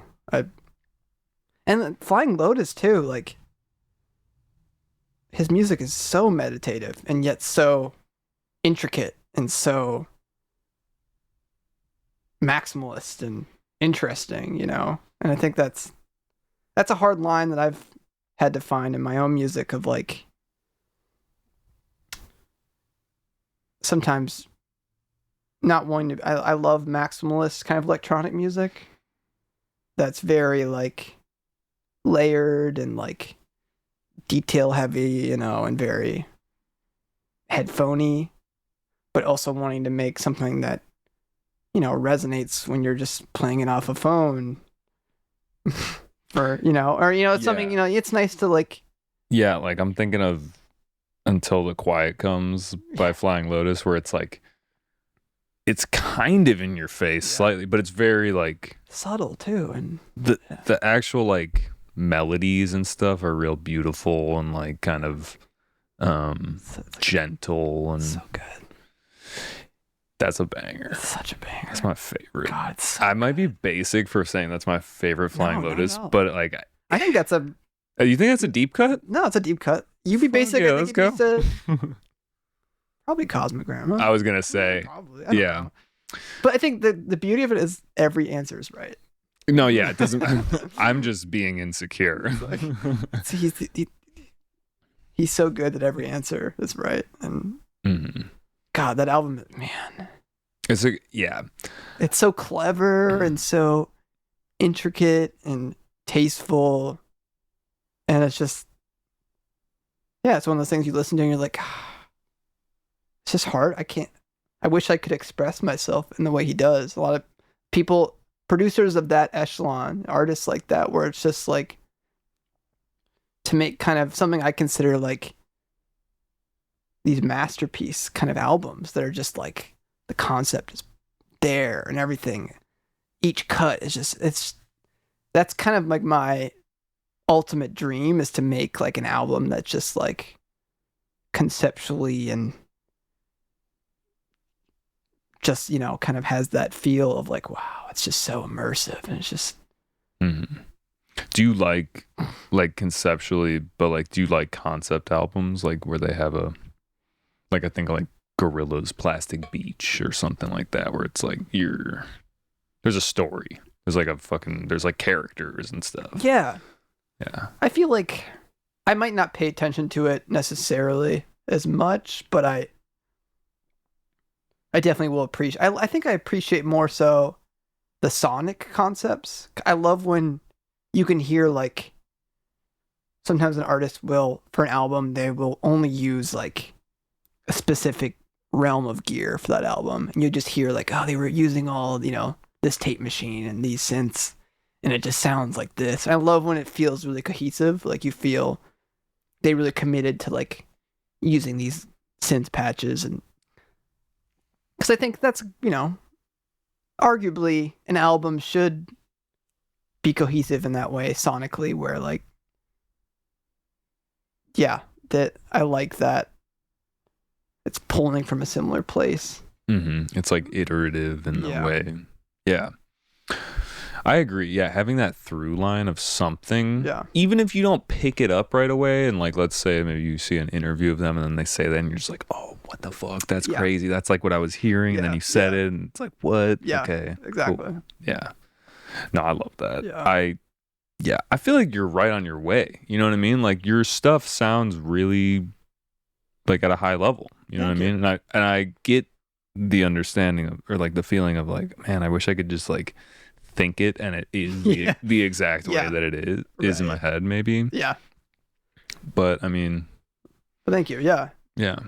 I know now sonically what I like so much, and kind of I'm really grateful to have like a palette of sounds that I know kind of is my sound, and kind of the things that I love. Synths with a lot of vibrato. I love squirmy, sort of kind of freaky synths that are very like kind of warbly, and kind of a lot of filtered, squiggly, big squiggles. I love the kind of like tiny rim drums and little quirky drums mixed with kind of like very knocky drums. I love the beats that knock. Beats that knock. Oh God. What is He's it? everywhere. Doesn't he have like a tag or something? It's like knock. I think he says knock. yeah. Is it knock? His brand is so consistent. Yeah, he's good. I've never used his VST. I haven't either. I'm sure it might knock. I feel like it's like a sausage fattener. You know Indeed, what I mean? Yeah. Like, sausage fattener is like, what is it doing? But it's actually kind of okay in some ways. Like, it's good, whatever. Fine.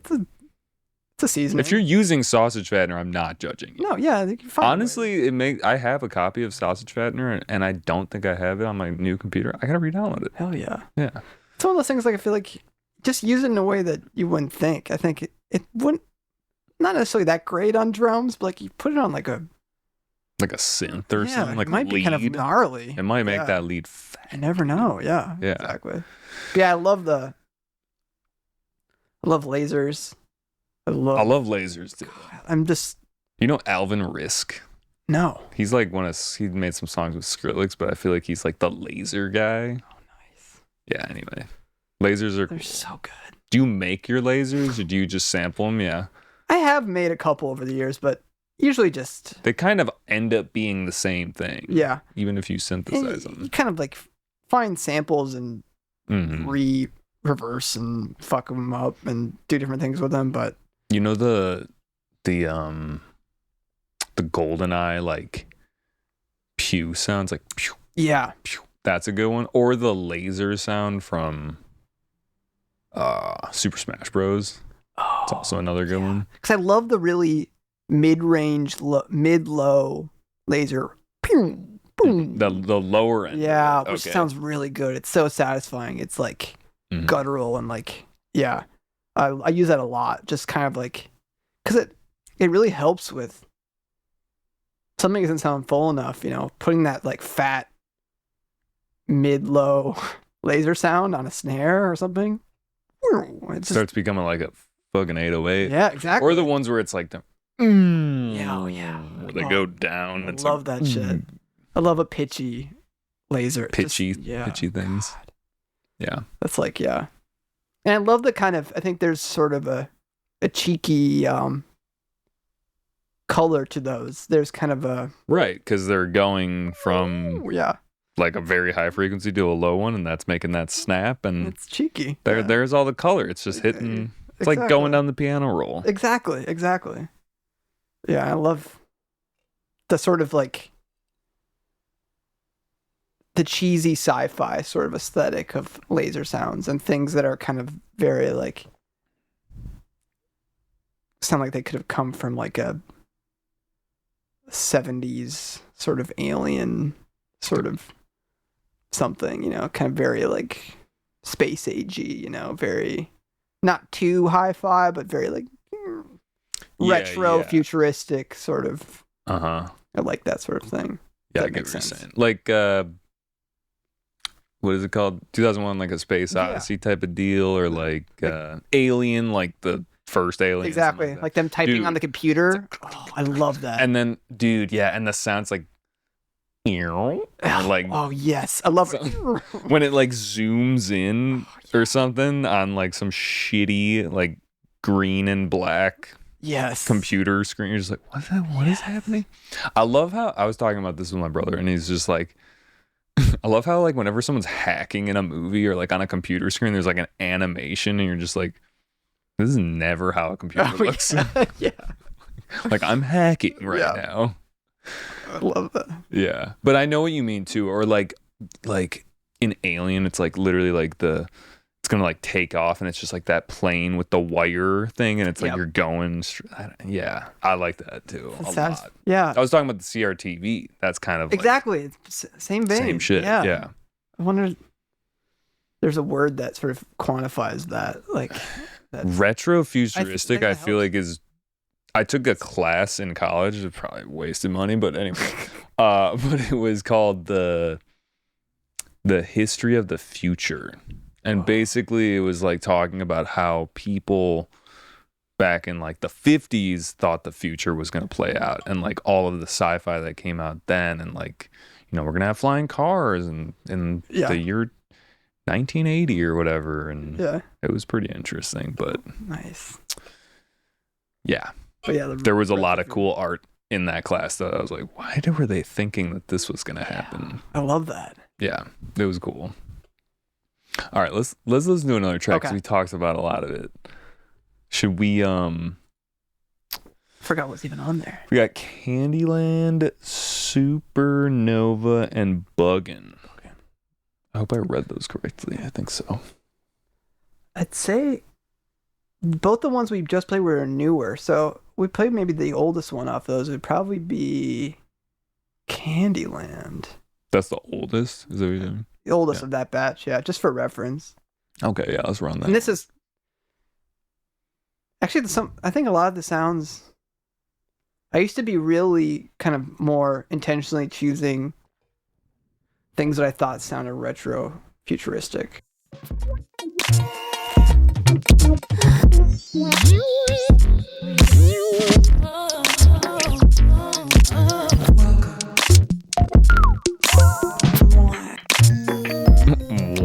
Is that you? Yeah, basically.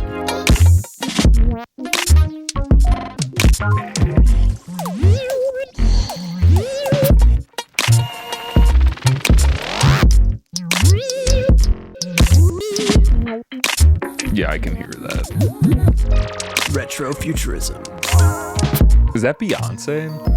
Yeah, good catch. I believe so, yeah. That's a run she did on, I think, a Destiny's Child record? Okay, and that was the acapella, or just that one little part where she was just her vocal was? I think it's from an acapella, yeah. It's like, I remember being really into trying to find runs from songs like that where they're like, oh.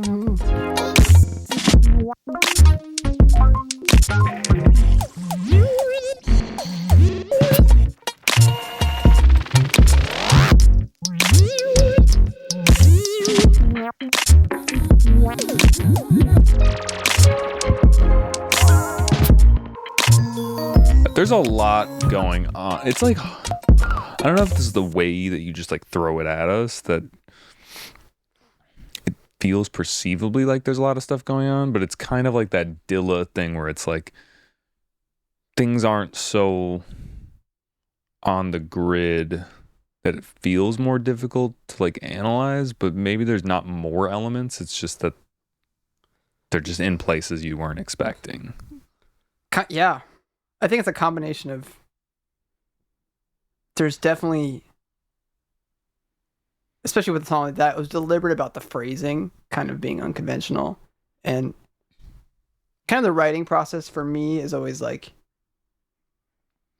I'll come up with the drums and then I'm like kind of like trying to come up with like a call and response thing on the piano that works. So like, and it's like me playing it. So it will be like that sort of, it makes it kind of unpredictable because it's something I just played in the moment, sort of, and then I maybe like resampled it and then kind of put it in a different part of the phrase. So in a way, you're like kind of collaging yourself. You're like, oh, yeah, that's super different cool. things I've played. So it kind of makes it sounds different. You're hearing like different parts of a thing I played being chopped up and repurposed later, you know. But the yeah, I mean like this one, like some stuff like that is so hard for me to, like that one and Buggin' were both songs that were very like, it's just so hard to like get it to sound. It's so close to just being not digestible almost. It's sometimes it's almost like it's like to yourself, or yeah, like it's being just a little bit too, where it just starts to sound like off, dumb and kind of like I but get what you're yeah, saying. You want it to be like still head noddable and kind of like, but still like complex enough where it does things that are kind of interesting, and it's a hard balance to find. But yeah, I feel that. I feel like where you hear that the most, like evidently, is when you're like turning up the vibrato, and it starts getting into a pitch where it's like it becomes overwhelming. It's like there's a vibrato. It's like and then it's like wow. And you're just like, all right, that's no longer at all in the key. Like, it's going too far out of the bounds. Yeah. That's a great analogy. Which is cool sometimes, but Yeah. you got to bring it back if it goes Exactly. too far. But yeah, reel you're it back. kind of sitting right at the edge. I Exactly. get what you're saying, where it's like, if it was a little bit more off, Yeah. you wouldn't be able to know how to follow it in any way, and I feel like that could be frustrating for a listener. Definitely. I think some people are up for the challenge, like, dude, I don't understand this at all. Let's listen. Totally. Like, Totally. yeah, I feel like for me and you, I think if we heard something that was really challenging, we'd be like, how the fuck does this work? Yeah. I mean, there's Exactly. a point where it doesn't work, I guess. Yeah. Yeah. But if there was something there, you'd be like, dude, what the fuck is going on here? And you can usually tell, like, even if it is something that maybe took something beyond maybe where it needed to be, if it's rooted in, if there's still like a foundation of like, I can tell this person rhythmically knows what has a kind of foundation that is strong. You can there's kind of more trust. Yeah, And you like if kind you've of- heard other songs too Yeah, that also that are helps, just yeah. like, all right, this guy's not Yeah. like an idiot. Yeah. And for me, really, it's like, if the swing is there for the drums and the pocket is nice, I'm more trusting. And I'm like very like, with my taste, since I'm so, a lot of times I'm listening for that. If I'm listening to this genre music, not like if I'm listening to hip hop, that's kind of swing forward. Like, if like things are kind of grooving well, then I'm kind of like, I'm open to things, the sounds being kind of weird and all over the place. But if the swing isn't there and things are pushed in directions, then it's kind of like, because I need that neck crack, you know. If I have the stank face, I can kind of get through things, you know. But if I don't have stank face, then I'm kind of like, well, I don't know. I get it. I get what you're I saying. need to be. Needs to be music at the end of the day. There's a point where it's just like sound art, and Yeah. you're like, all right, well, that's cool in its own way. Since you mentioned bugging, I was thinking, let's just run it. Yeah. Like That it's a lot, but it's. Is there yeah. anything you want to say about it before we get into it, or just hate It's it? one of my songs that's. Yeah, it's like.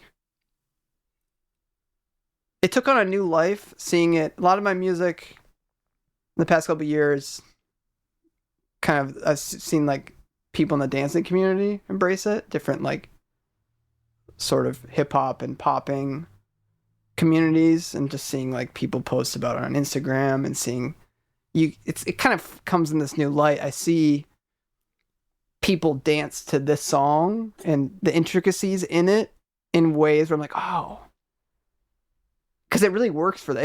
I think it works really well for like a dance battle, because there's so many different moments for movement that are unconventional and interesting and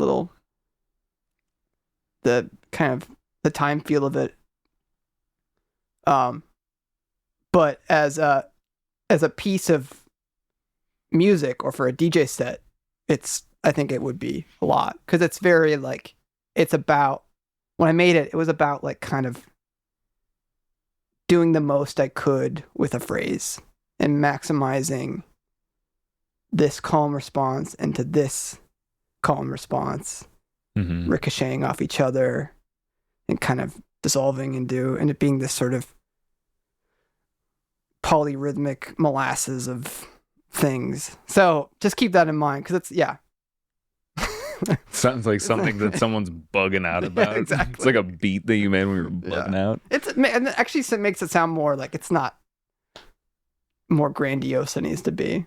When you say maximalist, I like that, Yeah. because I see what you're saying with it, where it's like, I don't know. I like that. I think that it's a helpful term. resonates well with me. Good. With this kind of music. All right, let's hit it.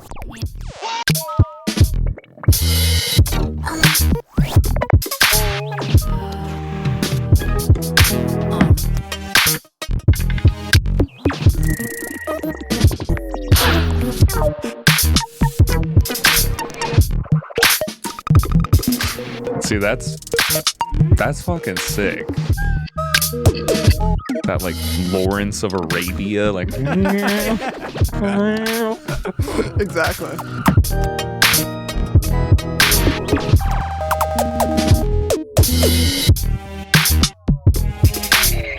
More to do. That's a great. okay, I could totally see like the Jabberwockies, like Yeah. Yeah. like dancing, breaking. Yeah. Exactly. It's really good for that. It's very like. Because there's a lot of points to hit. Exactly.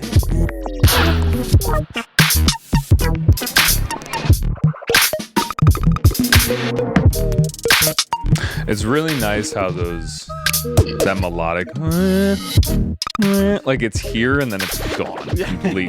Like, Yeah. Yeah.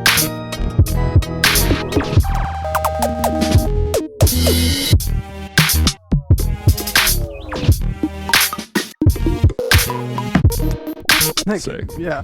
This also kind of gives me like a G Jonesy type of like different sound thing. You know what I'm talking about? Where it's like he'll just keep coming back with the same melody, but it's like this time it's 16th notes and it's a different sound. Dude, that's amazing of you to say. I think that's deep in my well for sure. G Jones, Yeah, he's that- crazy. I love him. He does that a lot. You're right, like that. Yeah, the 'cause interpretation of a melody through a different timbre or rhythm, but it's kind of I love that. Still there, but you're just showing them like a different angle. Of Exactly. I think that's a great way to.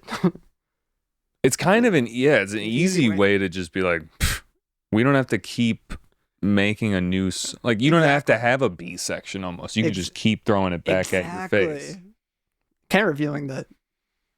That's the hack. Yeah. It's kind of the hack, Yeah. yeah. And you don't have to like keep it fresh with a bridge. Exactly. Whatever. No. But I do feel like there's so much strength in that type of writing as well. Like in the A B C whatever section structure. But like I think a lot of people when they hear this type of thing, like other producers like, oh dude, I can do it like that. Yeah. That's sick. Like I can just keep coming back to this idea. Yeah. And it's interesting because it's like this vignette that's like, oh, it's expanding, but it's repurposing this theme in different sort of sonic explorations of it. I don't know why I just thought of G. Jones, Blake, Blake Scourin. Oh yeah, like the Homie, Cloyd yeah, I love EP. the Cloyd. For some reason, the art of that it's like this like amorphous like That's an like it's inspiration. Yeah, I love that art. yeah. The Freddy I don't know Spaghetti. why I thought of yeah. Man. Is Cloyd the album or the EP or is that just I think that's song? the name of the EP. Okay, yeah. Anyway, go look at Blake. He's a Chicago good. fucking veteran. Yeah, lucky to Scourin. have Sorry. Yeah. hung out with him and pal. He's a good guy. It's just really nice to like see someone that talented and how I think he has a good like he understands that a lot of music making is just throwing shit at the wall, and like he's such a brilliant mind with music, but like he's also he just loves like the exploration of it, and it's like I love people like that. They're just they just love to just fuck around and see what happens, and like they will have that like almost like childlike. I'm gonna see what happens today. But also with the technical know-how, because like that's kind of what we were talking about before. Where it's like you want to get to that place of the technical know-how, so then you can just explore and then kind of reel it in a way where it's like, okay, this isn't a sound art piece. This is like this is a beat. This is a song. When it comes together like that, it's lovely. Mm-hmm. But yeah, the G, man, that's a great. G. Jones is so. I think his audiovisual stuff is very inspiring, but also I think, the way he kind of organizes his sounds and kind of structures things. Mm-hmm. It's the sound design, sort of, but it's also kind of just, like you said, the idea of phrasing something like that, where you're, I love when like a melody continues with a different sound, and maybe the melody continues with an atonal sound, but it's still the same melody. So the melody is being played. Right. I've heard It's got G. the Jones. same. Mhm. He has this one song, I think it's called Dream Fatigue. You never know. I love it so much. It's like most of the song it's the same melody throughout. It's like do do do do do do do do something like that. Kind of a simple pattern. And it gets played over different kind of laser sounds and tones, and it's just each 4 bars is like a different tone. And I feel like I think about that a lot when I'm making music, of just like, oh, like what would happen if I come up with a melody I like a lot, and chords even, and I kind of each phrase is just me changing the timbre and sort of quality of that sound, and that kind of being the arrangement of it. It's not like ABA. It's just like, oh, the synth became a laser sound. The synth became Yeah. I also, dude, this is gonna be a hot take slightly, and I am a huge G. Jones fan. I feel like some of his new stuff does toe the line where it's like hard to follow, Sure. because the like it's like really breaky, and I'm just like, okay, like here's where I feel like it's the most salient. What I just said is that I've seen him like 3 or 4 times in Chicago at different venues, and like just fucking the first 3 times like going absolutely ham, like jumping around. And obviously his music's evolved, but the last time I saw him, I did feel a sense of like at the end of the show, even before the show was done, I was like, I've kind of had my fill. And it made me kind of sad, because I was like, fuck, am I lame? And then, but I think it's just that I might not resonate with the newer sound. Like I think the trappier side of G. Jones and the bass heavy side is something I liked more. Yeah. Like I liked jumping up and down, like doing this, where it's Yeah. when it's like or like whatever it is, it's like hard to dance to that. Absolutely. Hard to nod your head to that. Yeah, and I think I probably feel similarly too. Yeah, but But also, I respect the fuck out of it and keep doing your thing, Yeah, because maybe absolutely. you'll come out at the end and find some other sound that you like. It's literally like that scene in Zoolander where he's like, I think one of my favorite artists is Sting. I don't really listen to his music, but I respect that he's making it. And you're just like, what? I don't want to be that guy, but like I do listen to anything that he puts out, Yeah. because he has that level of respect. definitely. I understand he can make Yeah, a track. but you can't. You're, as a listener, it's like you naturally can't help but feel certain ways about an artist's evolution. It's like it's not like, oh, some things are just gonna resonate more with you, and it's like, yeah, I feel the same. Yeah, I'm jealous that you've seen him that many times, because He's just been, I've remembered, dude, there's some tracks that he had on Saturate and like, I think another label. I'm trying to think what it was. But yeah, I think they were mostly all on Saturate, and I like can't, they're like, they don't exist really fully. Like there's like there's stuff he has on Spotify that's kind of older that I hadn't heard. Like he has this Transmissions EP, which is really cool. Yeah. His old stuff is like way different. I like the old stuff a lot. No, it's really cool. Have you heard the odd EP in the pit of my hard drive? It's on SoundCloud only. Yeah. Yes. Is that the one where it's like the computer, like that, like I think so. it's like a black thing with the computer, like maybe, I don't know. Yeah, but I do remember that for sure. Yeah. He had sorry, what were No, you saying? you go. I was just gonna say like the Visions EP, the one like when he had the eye. Yeah. That shit was I love that. my favorite era Helix. for sure. Yeah. Oh, Helix is Banger. a banger. Go to that song's deep in my well for sure. I think about that one a lot. Dude. I love the sort of like the simplicity of that sort of bass line, that phrase, and then using kind of building on that. I love how he did that. It's just so like it's kind of cheeky and kind of, I don't know, it's like really, but super knocky, you know. It's just Bobby. dude. Yeah. I remember seeing that. I remember somebody, I think I went to a Woolly Mammoth show. That was one of my first DJ sets. You know Woolly Mammoth? Yeah. He's Courteous Family adjacent, but I remember he played that song in a set, and I remember it just being kind of like everyone. Yeah. It's hypnotizing. It's like, whoa, what is this? Yeah. So And his good. new visuals are crazy. They're just like black and white. I'm like, dude, this is a lot. I mean, they've been black and white for a while, but they've gone to a level where it's like, whoa.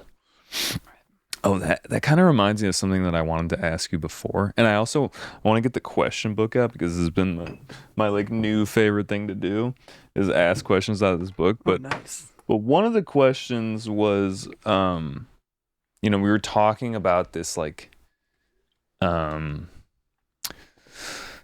being absurd and like, kind of going for the bit and like kind of being a jester. That's kind of like what it was. Deviant. Oh, yeah. The deviant nature. And like there is like when I've done psychedelics, I've experienced like the deviant nature of like, ooh, like you think you're so cool or something, like with like the machine elves type of thing, like the jesters is like, hey, look at this shit, like this is crazy. Like, did you have any? It just made me think. Like, did you have any experiences with psychedelics where like the jesters were like fucking with you? That's a great way to put it. Nothing explicit. No, I remember when I took shrooms, there was a man missing an arm walking his dog. Oh, like actually. But I remember thinking I had visualized that. And then I came down. I was like, oh, no, this amputee is just walking his dog around the park. Like you kind of came to for a second and were like, huh? Yeah. That's kind of true. But yeah, no, nothing gestury. Okay, I don't know why. I wish. I just don't. My mind. I was thinking about that. Needed to ask. Love it. Okay, so this question book, it's 3,000 questions, and just give me a number between 1 and 3,000. Wow, it's a lot of numbers. 40. Dude, that's fun. I think my grandma. I interviewed my Yaya. Just like keep it simple. I think she said 40. Let's see. I was gonna get really obscure with it, like a 1,940. Oh, actually, no. This is not a question I've seen. What is the number one thing people are always asking you for help with? Wow. Huh. Maybe it could be music production related. Like, people are always asking, like, yo, how do you do that shit? Is that? I feel like I get most messages I've gotten about music production questions have been about how to swing drums in a certain way or how to sound design. And I'm like, I don't know. Some people will message me and be like, can you teach me how you sound design this or that? That'll be kind of the vagueness of the question. And you're just like, I don't even know, man. It's like the same thing of when people ask you, like, how do you make music? You're like, I'm just starting out. Like, what should I do? You're like, I don't know. Just man. Just keep going. Do what you like. Yeah. Please yourself. Yeah. That's tough. Is there anything in just normal life that people ask you? Like maybe at your work, like maybe you're being a barista and like someone's like, hey, can you do the foam? Yeah. And you're the foam guy. People ask me, in the coffee world, they usually ask, so a lot of people have preferences for their cappuccino. They'd be like, can I have it slightly dry, less dry? Mm-hmm. Dry? What does that even mean? It's a liquid. More foam. Oh. Foam level. So more foam is drier? Yes. It's less liquid? Yeah. Okay. Wait, where do you work? I work at Pedestrian Coffee. Oh, cool. Is nice. around Belmont? Yeah, I work at the one in Logan. Oh, there's one in Logan. Oh, Occasionally I work at the one in Belmont, very rarely, but yeah, it's like Pedestrian Coffee, don't they have that thing where it's like if you go there before a certain time, you get like a free cup? Or was that a thing? they have at least at Logan we do the free coffee Friday promotion. Oh, okay. It's just for like it's a window from like 7:30 to 10:30. Mm-hmm. Yeah, you got to be there at that. Yeah. Okay. Yeah, get on that. Do people get real fucking picky at Pedestrian? Like, I feel like Starbucks, people probably get it the worst because it's like, this is not what I fucking asked for. And you're just like, okay, sorry. Yeah. Honestly, not really. People are pretty cool. I think it helps that, the standards to be a barista there are higher. And like, there's a lot of training to. You guys care about your coffee. Yeah, exactly. I applied to work at Dark Matter Coffee, and if you're from Chicago, it's like I feel like Dark Matter is pretty well known. Oh yeah. And dude, I went in, interviewed with the guy. I was like, dude, that went so good. Went in for another interview, and they sat me down. Like they brought me into a room, and then there were just 3 people at the end of a table. Like and they were like older. I was like 20 something. Like I just got out of college. It's like 22 or something. Yeah.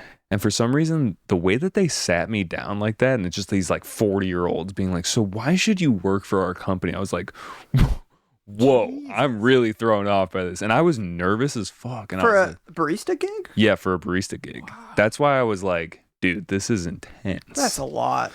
Yeah. That's why, I mean.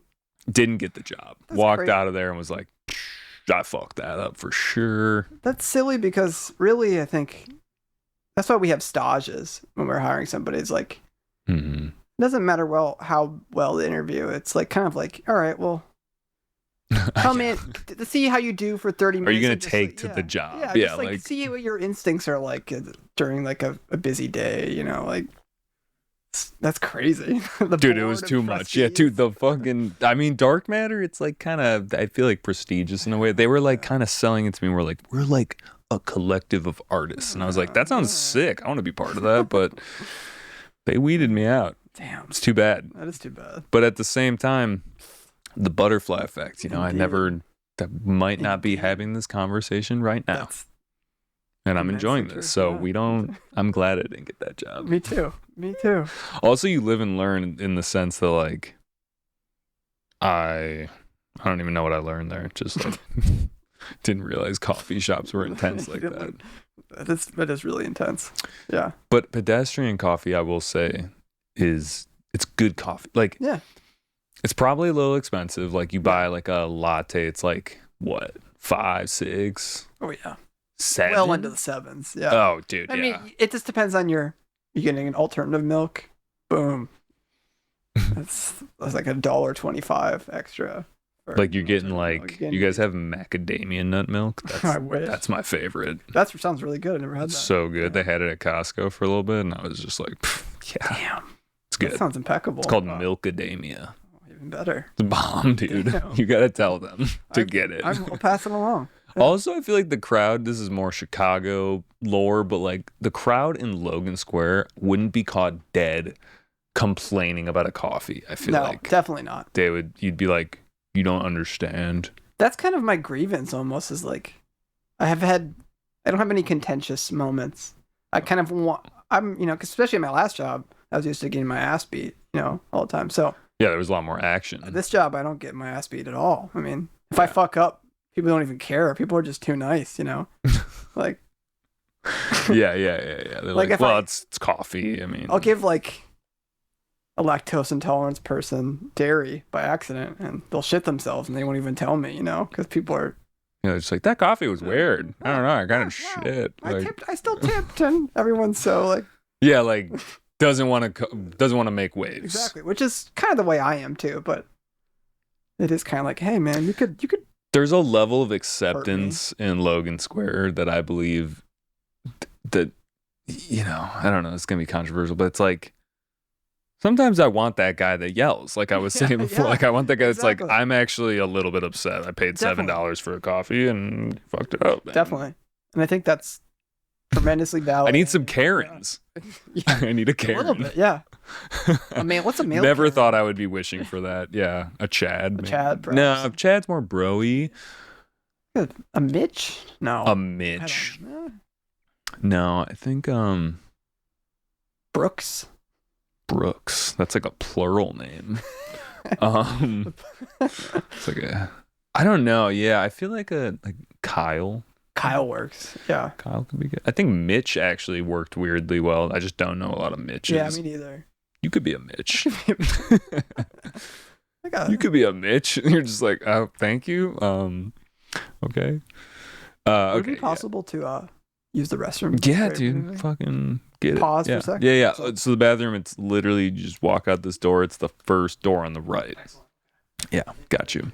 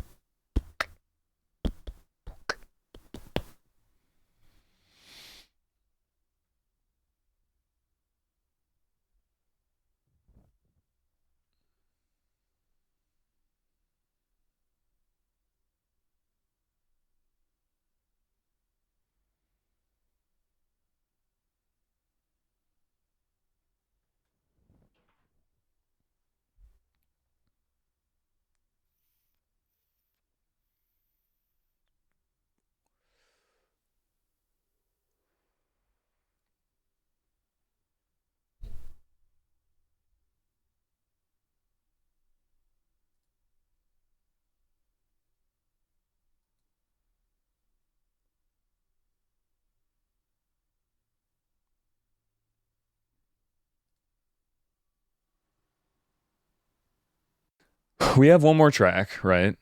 Right? Oh, Don't we? Supernova? perhaps. Yeah. Yeah. All right, we'll just run this last track, and then I'm going to ask you a wrap-up question, and then we'll get the fuck out of here. Sounds good. All right, so anything you want to say about this one before we slap it on? Supernova. Kind of pulls in a similar vein of that, like that G. Jones idea, the melody being reinterpreted, different timbres, different things. Yeah, Mhm. but tempo wise, different from the others. A lot of my songs I will do a 115, 120 kind of slower groove. That's very like, But like fast for like hip hop. it's one of those more almost from the Monty Booker Mm-hmm. kind of drum grooves. That's very that sort of, a lot of my stuff is similar to that, but kind of using different things within that. But yeah, that's all I would say, I guess. Okay. Yeah. Okay. So this one's a little. Since a lot of stuff we listened to was more crumpy, hip hoppy, this is kind of Okay. I was running. run it.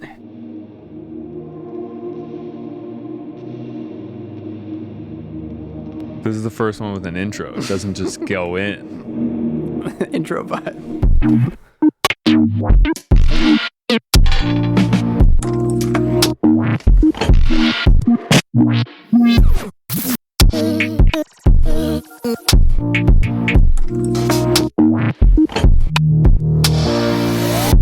Nine.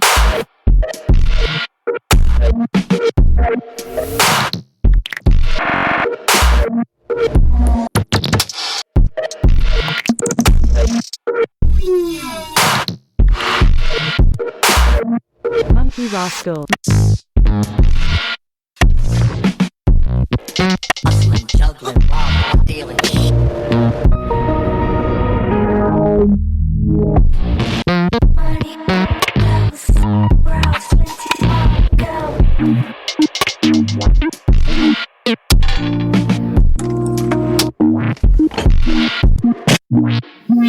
I really like your melodies. Thank you. Like that whole thing. So it's like kind of like a, what is the word? Like a somber thing, but Yeah. also like a serious thing. It's kind of like a good juxtaposition to the quirkier elements that are happening. Thank you. Yeah. But I feel like I should say it's probably a lot of it's due to Radiohead. mm-hmm. A lot of my piano, Oh, that makes a lot of my sense. piano playing is like, Yo, wait, can you move the mic down like that? yeah. Just grab it and just pull it down. Yeah. That's perfect. Thank you. Radiohead. Yeah, a lot of I kind of learned a lot of my piano stylings from just like different Radiohead songs and different like, or even like, yeah, like everything in its right place. The song Kid A. I don't know that much Radiohead. I like their music, but they have that very somber, that styling of like, yeah, it's hard to describe what it is, but a lot of my melodies kind of come from that, where it's very like, yeah, it's hard to. Feels like I don't know what the like word would be, the proper adjective, but it's got this like melancholy, like the world's kind of fucked. Exactly. Vibe. Yeah. That's good. Apocalyptic melancholy. Yeah. Yeah. Very like things are messed up, man. That's like, I love the 28 Days Later theme. You know that movie? I don't know the theme, but yeah, I know the movie. That's inspired a lot of my melodies too. It's very like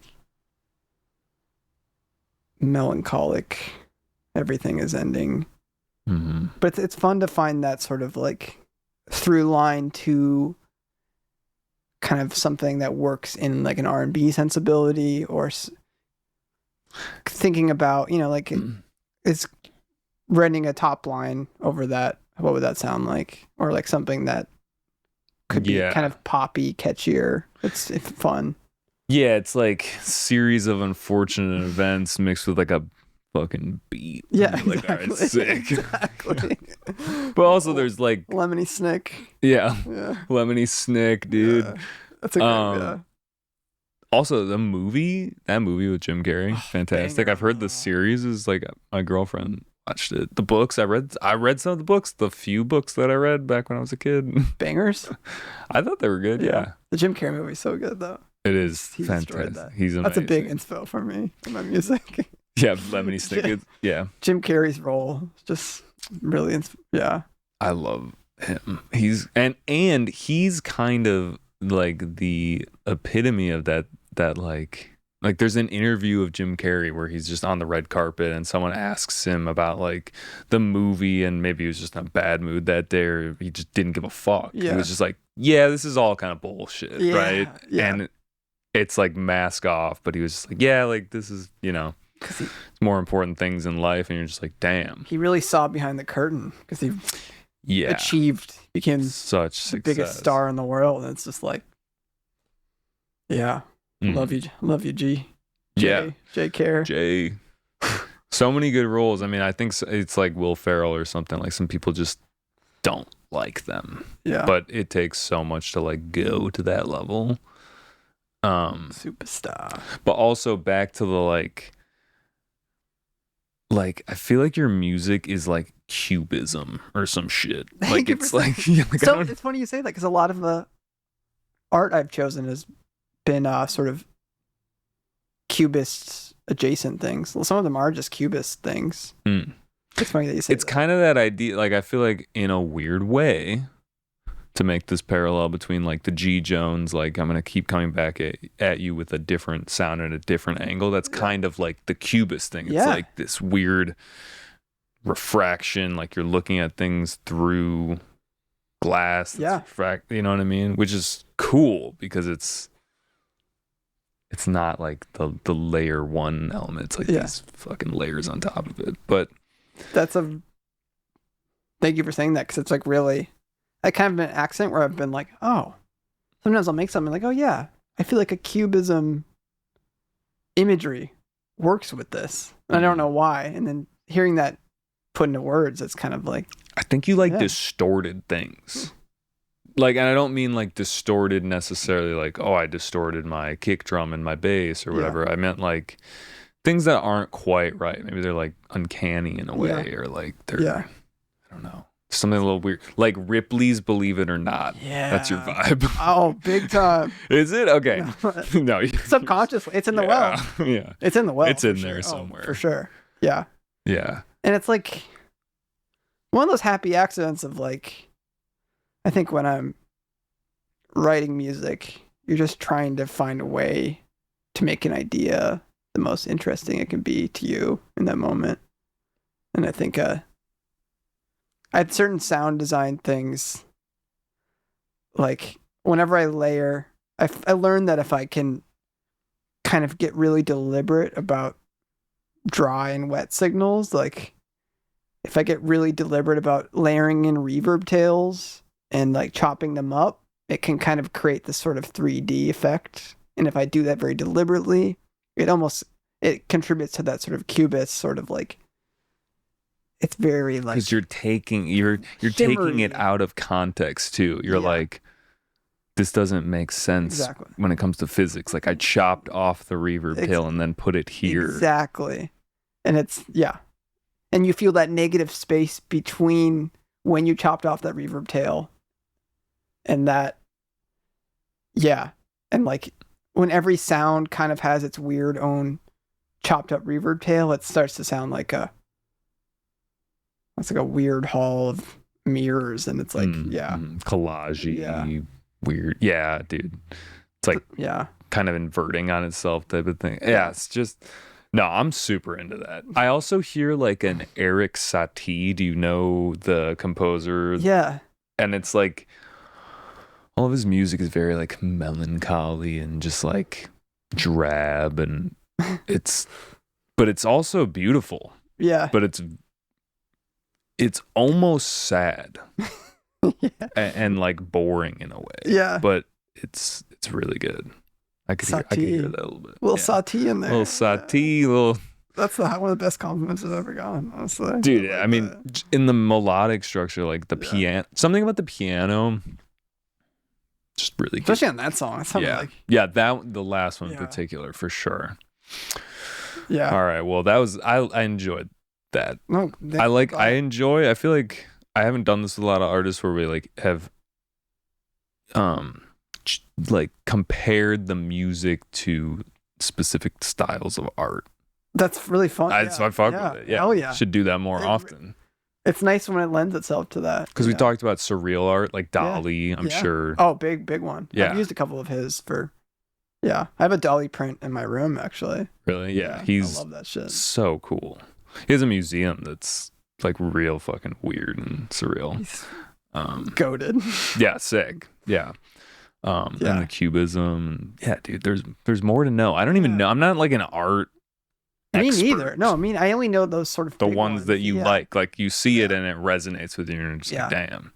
I not too many episodes ago I used pointillism, completely wrong term. I didn't even know what it was, but now I do. It's like the Saturday at the Park one? Yeah. Gotcha. And there's a monkey.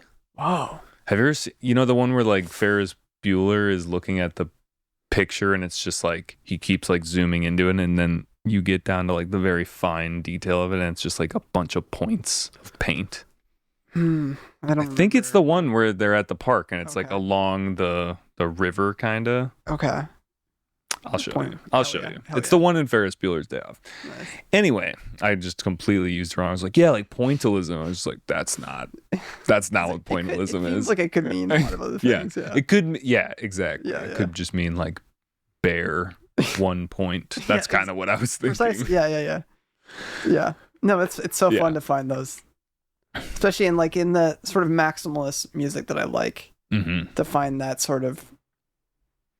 I mean, to go back to Flying Lotus, or like when you hear that really dense, interesting electronic music like that. A lot of stuff on Brain Feeder, like Igloo Ghost, or like James Zoo, or like just stuff that's just so like Shigeto textured. Fantastic. Or like Gaslamp. Classic. It's just so fun when it translates so well to like a imagery like that that's very dense. And do you think about music a lot in imagery? Like when you hear it, because a lot of the music, doesn't have words. Yeah. I mean, unless there's an acapella, but like I definitely have a synesthesia that I didn't know. Yeah. I didn't know until recently. I have very like specific color imagery with everything and shapes that I'm like sort of working within. It sounds weird, but it's like, no, I get what you're saying. I don't think that like I've always had that, but I never would have called it synesthesia because it's not clinically. I feel like People misuse it a lot. when I think of like synesthesia, I think of it like literally in front of my eyes, and it's like, I can see color because I know some people that is a thing. Is that what you're describing for yourself? Like or is it more like a close your eyes type of like I'm visualizing, or maybe you don't have to close your eyes, but you're just visualizing kind of contextually what the sound would look like. And when it's when I hear it, a visual happens that I can't necessarily turn off, but it's definitely. I've always wondered if does it classify as full blown like you said but it's not. It's not dancing right here. It's not in the room. I knew a guy that had synesthesia where it was like when people would talk, it like literally was colors. Oh, that's sick. And he said when he went into a bar, it was just like a big mound, like a big brown mound. I was just like, that's kind of funny because it just means that people's talking is shit, basically, in my head. But like, but he said it'd be really distracting to go into a bar and just like, it was like brown. Yeah. Like, that would be. That's crazy. I like that. Yeah. But anyway, I don't know if it would be if what you have and what kind of I'm thinking is like, and not to say also we have the same thing either. Yeah. But I think it is synesthesia in the probably definitional sense that you're like transducing what you're hearing into like a different field. Yeah. Like it's like a different thing. Yeah. It's imagery. Yeah. But it's not, you can't see sound. The condition too. Yeah. Yeah. That's a good distinction. I'm fucking with this combo. This is a good. We went deep today. We did. Yeah. We'll bring it home just because I don't even know. Yeah. If you're listening, we respect and love you. We love you deeply. Deeply. All right, let's do the wrap up question, which is at the start of the show I asked you what your first concert was, but what was like a game changing concert for you that you went to? Like either maybe you had to like you came out of it and you're like, oh damn. That's kind of how I have to do it. Yeah. Also, I mean, the Saruta, like, Ivy Labs thing, I think that was probably really impactful, but maybe a different one. Yeah. Probably.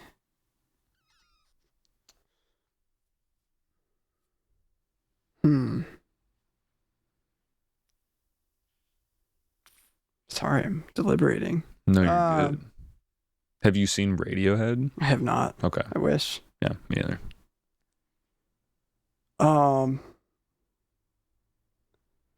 Honestly, it might have been, man, I'm a one-hit wonder with this, but the time I saw Flying Lotus. He had like a 3D visual thing. And yeah, it was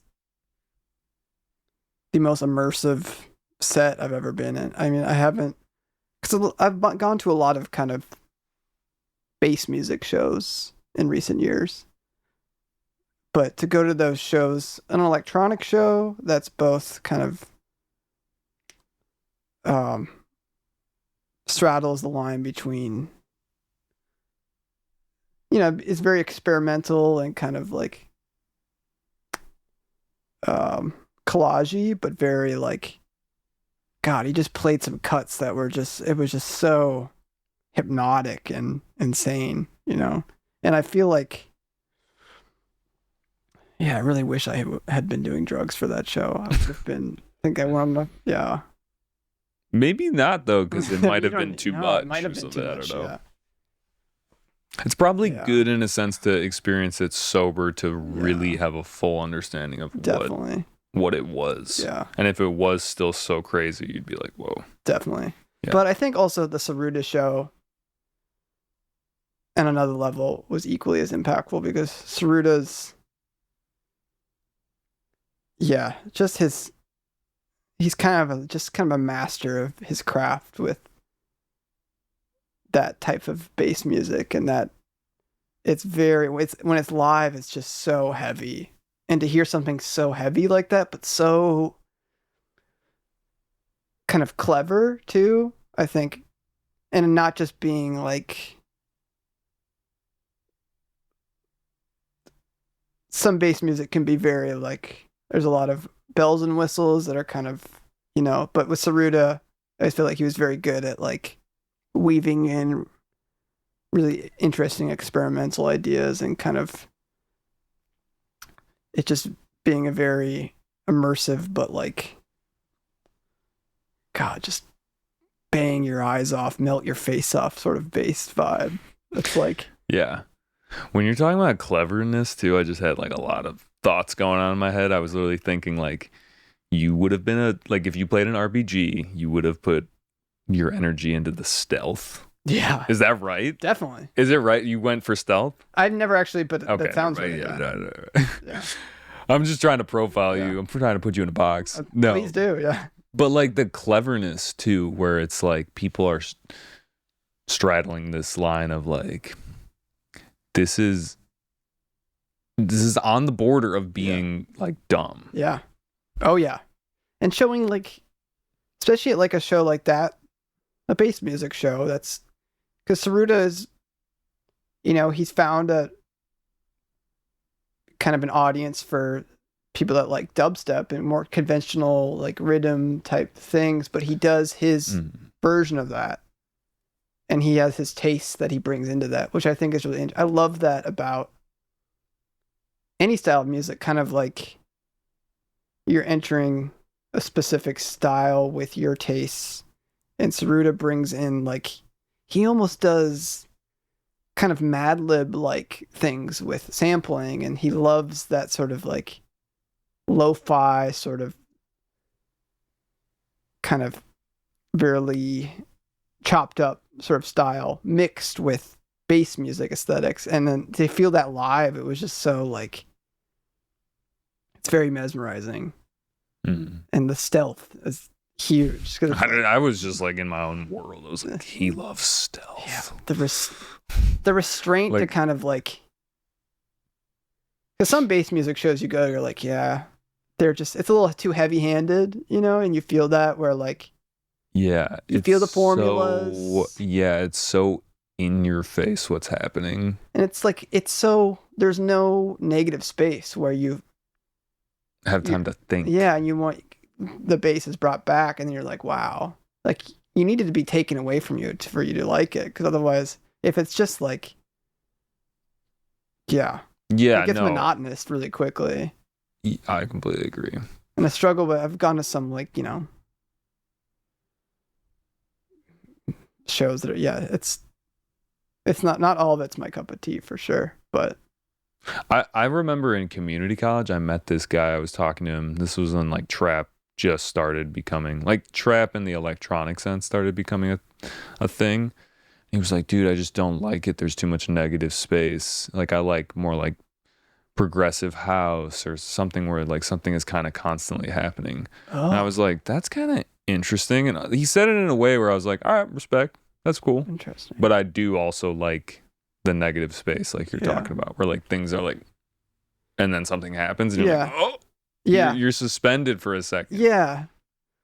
As long as it's not too, that's something I struggle with too, is build-ups and drops. It can be, it's hard to not be corny. Yeah, if it feels too formulaic, or if it feels too, you want to feel unexpected enough, but build-ups are still nice. Tension and release is still nice, but you still kind of want, like, it's really nice when a drop is kind of, it finds sort of an unexpected way to do it. I completely agree. God. If it's I mean, we are. Try making drops without using a riser. Yeah. That's kind of like you can always use a riser. It'll always work. Yeah. But like I remember, and now I actually like need to use risers a little bit more. Like, you know what I mean? Where it's like, wait a minute, we're just going into the drop right now. But yeah, no, I completely agree. Like, because electronic music, it's just that like, it's just like, it's just like, it's so easy to make fun of. Absolutely. How many times does someone from the outside have to watch that happening that you're like, you know, you got the SNL like drop button Lonely Island sketch. Like, I don't know. Yeah. Yeah. Because it's electronic, that type of music, it's so about its functionality too. You know, it's like the build up and drop and like how it's going to work in this set with these other build-ups and drops and this sort of, it's so like, this is tricky about my music too. It's like, man, there aren't a lot of build-ups and drops. But yeah. Because that's, you know, a lot of sets in a bass music format, you still want the tension and release. That is what audiences really kind of lose their shit for, is that regardless of how you do it, that sort of suspense into something and then taking it away. He's mixing it and he's getting into the next one. Next one. Yeah. No, I agree. As much as I like, I'm still a sucker for it. It works for a reason. You know what I mean? Yeah. I just think it's fun. Yeah. To make fun of a little bit. A little bit. Always. Why not? You know? Especially with like I mean, back in like the EDM trap days, I remember it became so hilarious how formulaic kind of some of those drops were, and like the way the vocals, certain vocal chops would play before drops, and just, yeah, it's funny to hear trends of things like that too over time. I feel like trap being like, especially like the big room trap, the buildups lend themselves to the genre. Like it kind of, you're like, it kind of needs that. Yeah, definitely. But yeah, if you listen to too much of it, you're just like, all right, yeah. I want something to surprise me a little bit. Yeah. But like if I'm listening to RL Grime and there's like a decent buildup, but the drop still smacks, I'm like, yeah, no, fuck, that's cool. I like it. I love RL Grime. He's the man, you know. I mean, he's the godfather. Yeah, of trap. Yeah. Dude, well, fuck. Sensational. Done a lot. Sensational. Yeah. Wow. Sensational. What is that? Who says that? I don't even know. Somebody does. Tell us who says it. Okay, yeah, we gotta do shout outs really quick. Anyone that you wanna shout out that's maybe a homie that maybe has helped you along your journey, contemporaries of yours. Yeah. Shout out to all the Chicago homies I've met this past year. Care for putting on the Epiphany Art Show. Crazy. Blake, Dougie, Ellipsis, Vince by Vince, Tango. Just everybody. I feel like I've met some really cool people. I've been, kind of been more adamant about getting out in this scene here, and everyone's amazing. So big ups to all the Chicago people.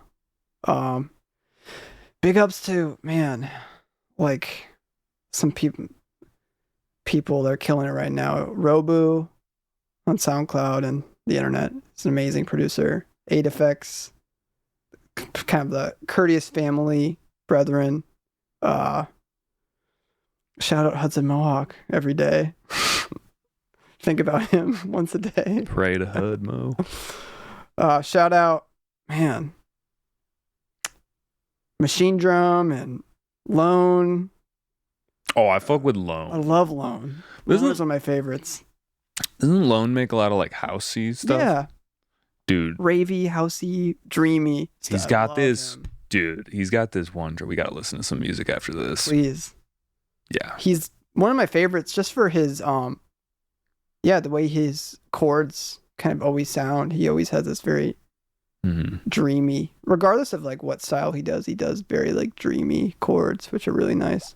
Shout out him. Shout out like just kind of like the beat gods. Kind of reminds me of like Geo Theory a little bit. Oh, I love Geo Theory. Yeah, Geo Theory. Dude, goated. Dude makes so much music. He's I actually don't understand how it's possible. And he started so young. Like he was pumping them out he's been a legend for a long time. Cranking them. Yeah. Shout out him. Yeah.